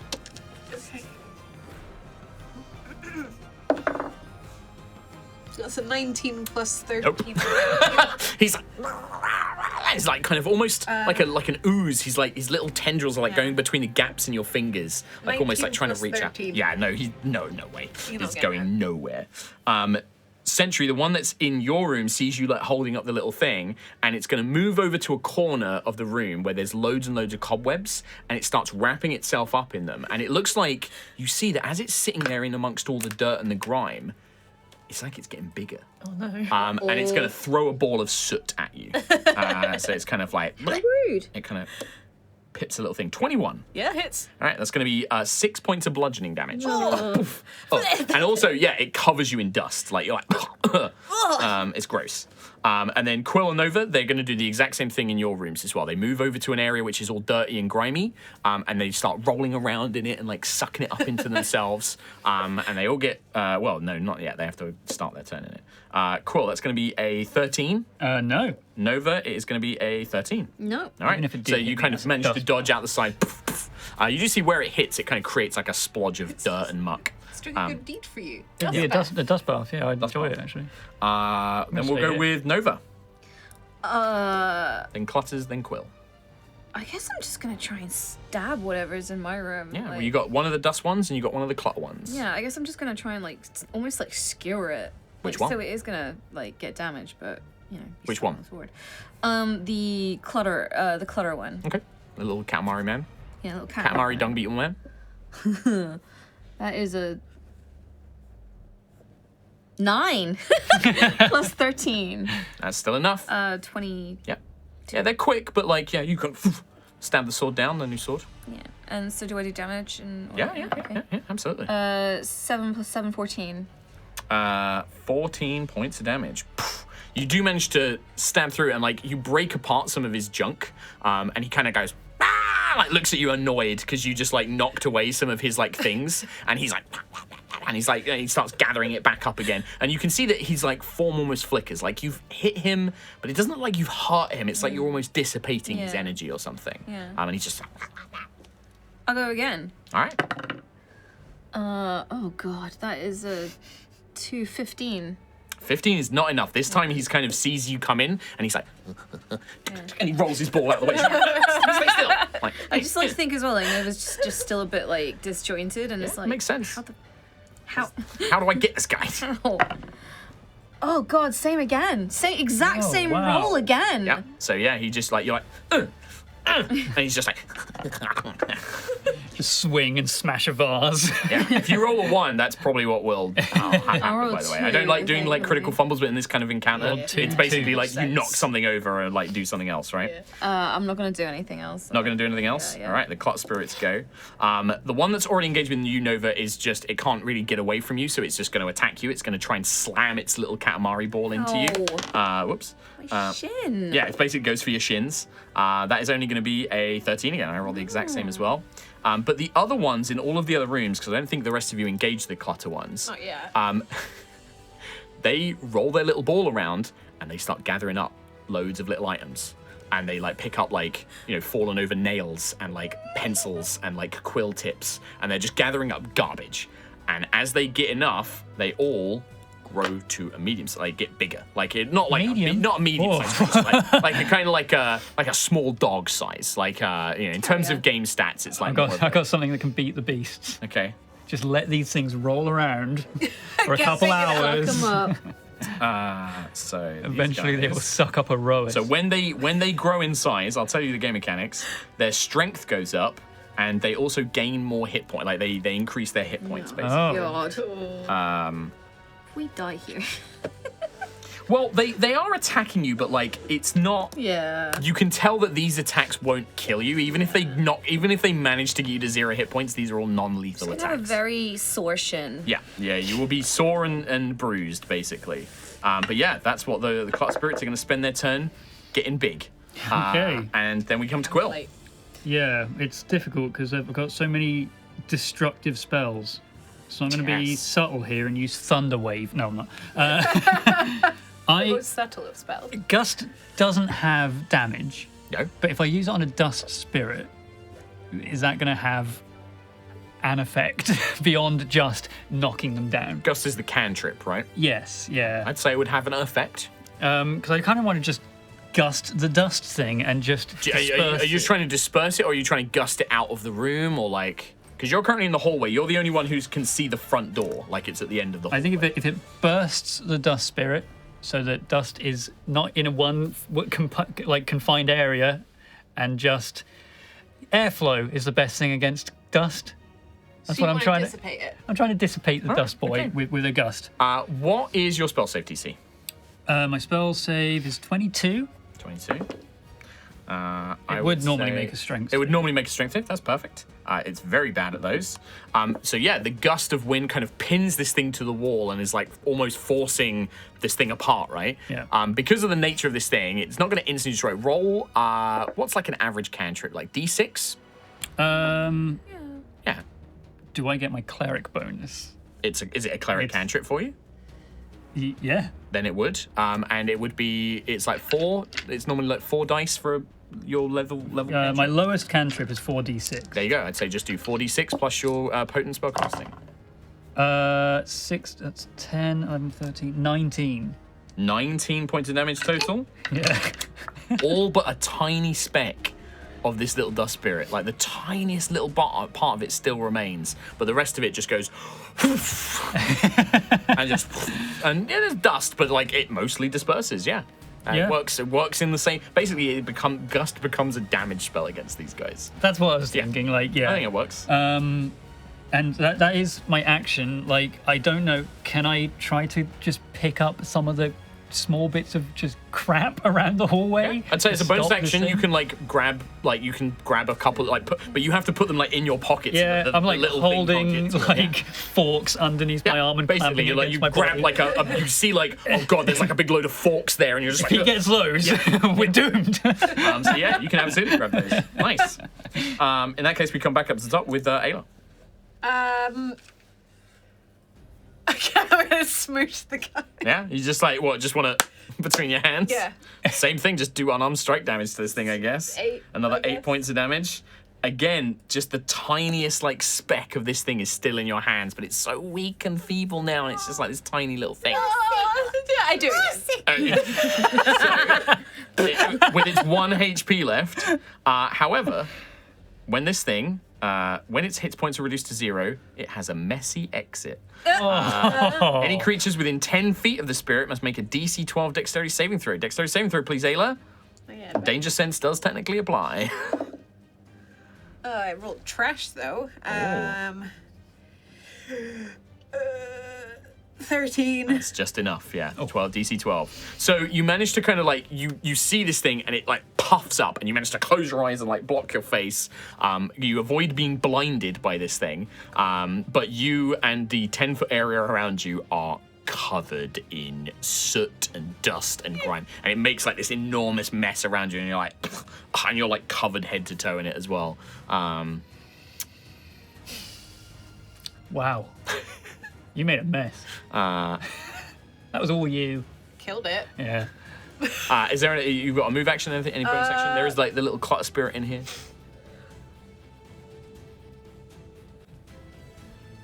I can't. I've used my action, so. Yeah. It's just if you wanted to like move to a different room or like just go and engage the little clutter spirit in here. No, I'll hold off for now. Next time I'll go and get the little shit. I think that I'm not going to put them in initiative, but I think like the old man and old woman and Talia are trying to help, and like the old man's got a broom and the little clutter spirit, he's trying to like get it out of the hallway, but it's big enough now that he's like, it's like trying to get the broom Taking off the of him. broom, It's yeah. trying to, Yeah. and he's like, no, and he's like, go out. He's like, I imagine like he's trying to like brush it out the room. everyone around the house is like bashing the floor with like slippers trying to hit these things. Yeah. Like the Talia's mother has probably got like a kind of like slipper in, or like a kind of like one of those things that you like clap to get like dust out, or like you bash, and she's like trying to get one of these dust sprites. Talia's just kind of half-heartedly like waving a cloth at it. Standing at just outside the front door. Yeah, just, I could bonus action rage and give him a little zap. The other one. You Go could. near it and just give it a zap. you could. It's getting Would you like to do that? sooted rage Yeah, I'm worthy. gonna do that. Okay. Okay. Because that's not gonna do anything. Yeah. 18 lightning damage. I do get a save, right? Dex. Yeah, that's going to be 17. Nope. Okay. So what was that, 18? Yes. 18 points of lightning damage. The little Katamari, who's kind of, fairly grown in size, gets blasted, and you see like a couple of its things go flying, and it does that same thing, and it kind of puts its little hands on its hips, and it kind of. What are you gonna do now? It starts trying. It goes over, and it's like, get my things back, and starts rolling around. That's it. Sentry. Can I use Nature's Wrath to try and restrain the little dude in God. the corner? Yeah. It's Channel Da Vinci, right? Yeah, they're spectral vines. Do they? I would say that with this, because it's your Channel Da Vinci and like you're the Oath of the Ancients, like you are connected. You actually can almost feel like a connection to these spirits. Like you're like, wow, okay, like, there's something about them where you're like, you kind of understand them in a way. Like they are what they are, right? Like you were trying to get rid of their dust and clutter, and that's what they are. And you kind of realize that actually by dispersing them, you're kind of helping them become something else. Like you're like, okay, become a new spirit now. Like you're going to go out and become an air spirit or a water spirit or whatever. And I would say that your spectral vines just work. Like they don't get a saving throw because it's all connected to that primal power. So like the little guy, he's like got a bit bigger and he's trying to grab all these things, and then it's like spectral vines, right? So like out of the woods, not breaking the floorboards or breaking the walls, all these vines, and he's like looks around like he's looking in a little cage. He's like trapped in like a little bird cage, and he's like looking around, and he's like almost like it's a real thing around him. He's like, You need to behave. make a intimidate check.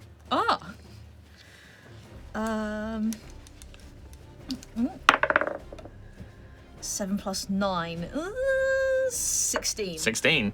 Looks pretty scared. He's like, oh. He like takes one of his like, I don't know, what's like an object he might have, like a spoon, and he like puts it through the bars of the cage, like he's giving it back. He like pushes it back, like.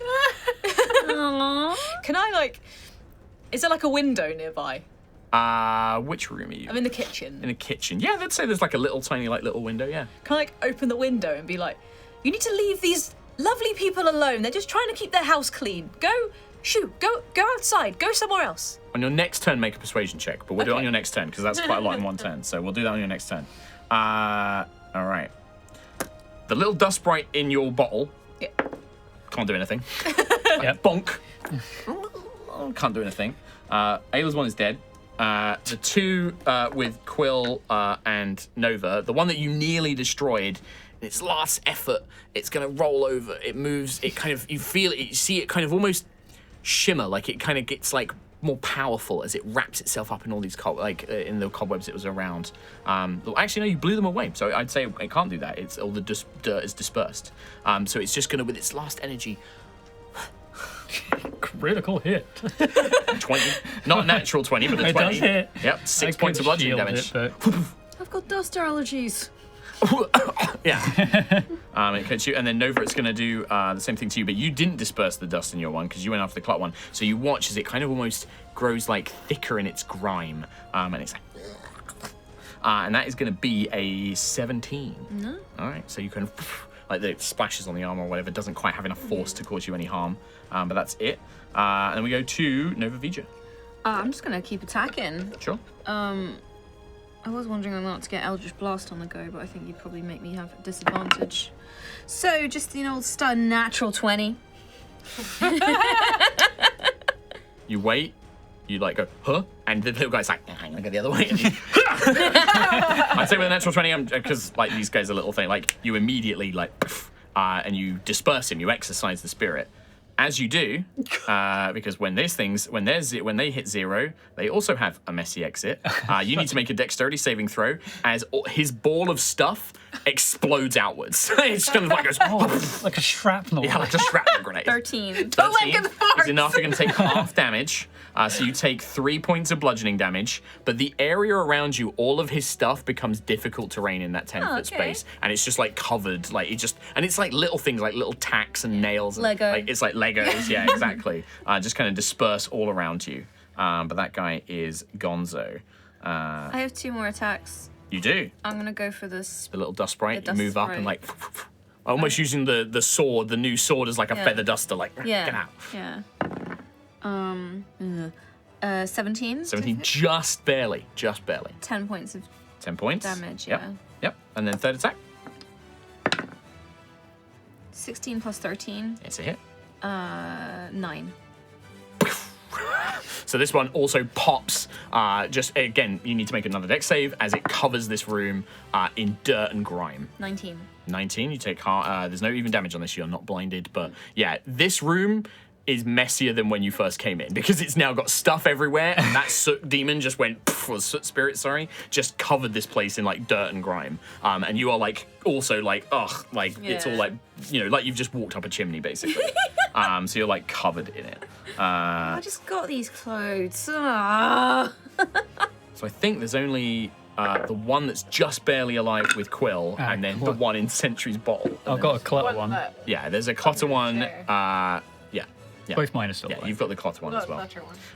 All right. Well, in that case, the remaining clutter ones, which is Mine's still Ayla alive. and Quill's, because Sentry's one is trapped, are basically going to try and slam you with their Katamari ball. So, Just a little ankle biter. 18 to hit Quill. Yep. All right, 5 points of bludgeoning damage. God. Just whacks into your knee. Ow. And then Ayla, it's only a 12, so you're like, get her off. And like I think that like at the end, it's not quite the end of the round, but I think like the old lady's gonna look into Nova's room and be like, oh no, like oh we've got to start all over again. At least the sprites aren't here. Yes, I suppose. Maybe we could get them outside before you destroy them. You tell us this now. I didn't know. I didn't know that they exploded into dust. But yeah, so you'll kind of point that, and then we go to Quill, Quilly Bee. I mean, next door to me, I just heard Ayla shout in rage. Don't worry about her. She's really passionate The about old man is like cleaning. looking towards Ayla's room, like oh. She's not known for I smashing haven't stuff. damaged anything. Yeah. I want to. Can I, from the door of the room, lightning lure the clutter spirit Yeah. out of the building? You want to kind of like yeet it out the building. Yeah, I want it to You get want to yo. yarted. Yep. Strength. Strength save. Failed. Cool. 4D. Roll the damage because it might get blown up. 1, 2, 3. As you are yeeting. I mean, it does get it. The damage only happens when it gets Post within yeet. 5 feet of me. So I mean, like, it might be You're outside by the house. door, right? Yeah. So that's 8, 10, 11 plus 6, 17. 17 points of damage. Nice. That one isn't quite destroyed, so you yeet it over to you, and you kind of like, you see the little guy go, and then he kind of like lands, and all of his stuff spreads out, and then he very quickly is like, it's like comes like, he's like looking like he's like, I'm pissed now. Is he still in the building? Now? He's still in the building, just Okay. but you're like 5 feet at the door, basically. Okay. That was action. Don't really have much bonus actions. I think I kind of want to try and close the door with him on the outside of it. Yeah. But I don't think I can. Have to use an action to try and shove him or something. Yeah. So I'll just keep trying to pick up all the sharp objects. Yeah, you can grab some more objects. Why can't I hold all these forks? All right, Ayla. Stick them in your feathers. Can I? Is there a window in the living room? I would say Slide yes. up, bird. Yeah. It's like a little tiny like porthole window. You might be able to get this guy in it unless he gets any bigger. If he gets any bigger, he absolutely won't. Okay, see, what I want to try and do is pick him up, take him to the window, and use my hammer and just like Yep. yeet at distance. Yep. I'd Baseball say bat. you can Yeah, absolutely do it. baseball bat. Yep, absolutely. So it's going to be the same thing. You're going to make an unarmed strike to try and grab him with the grapple.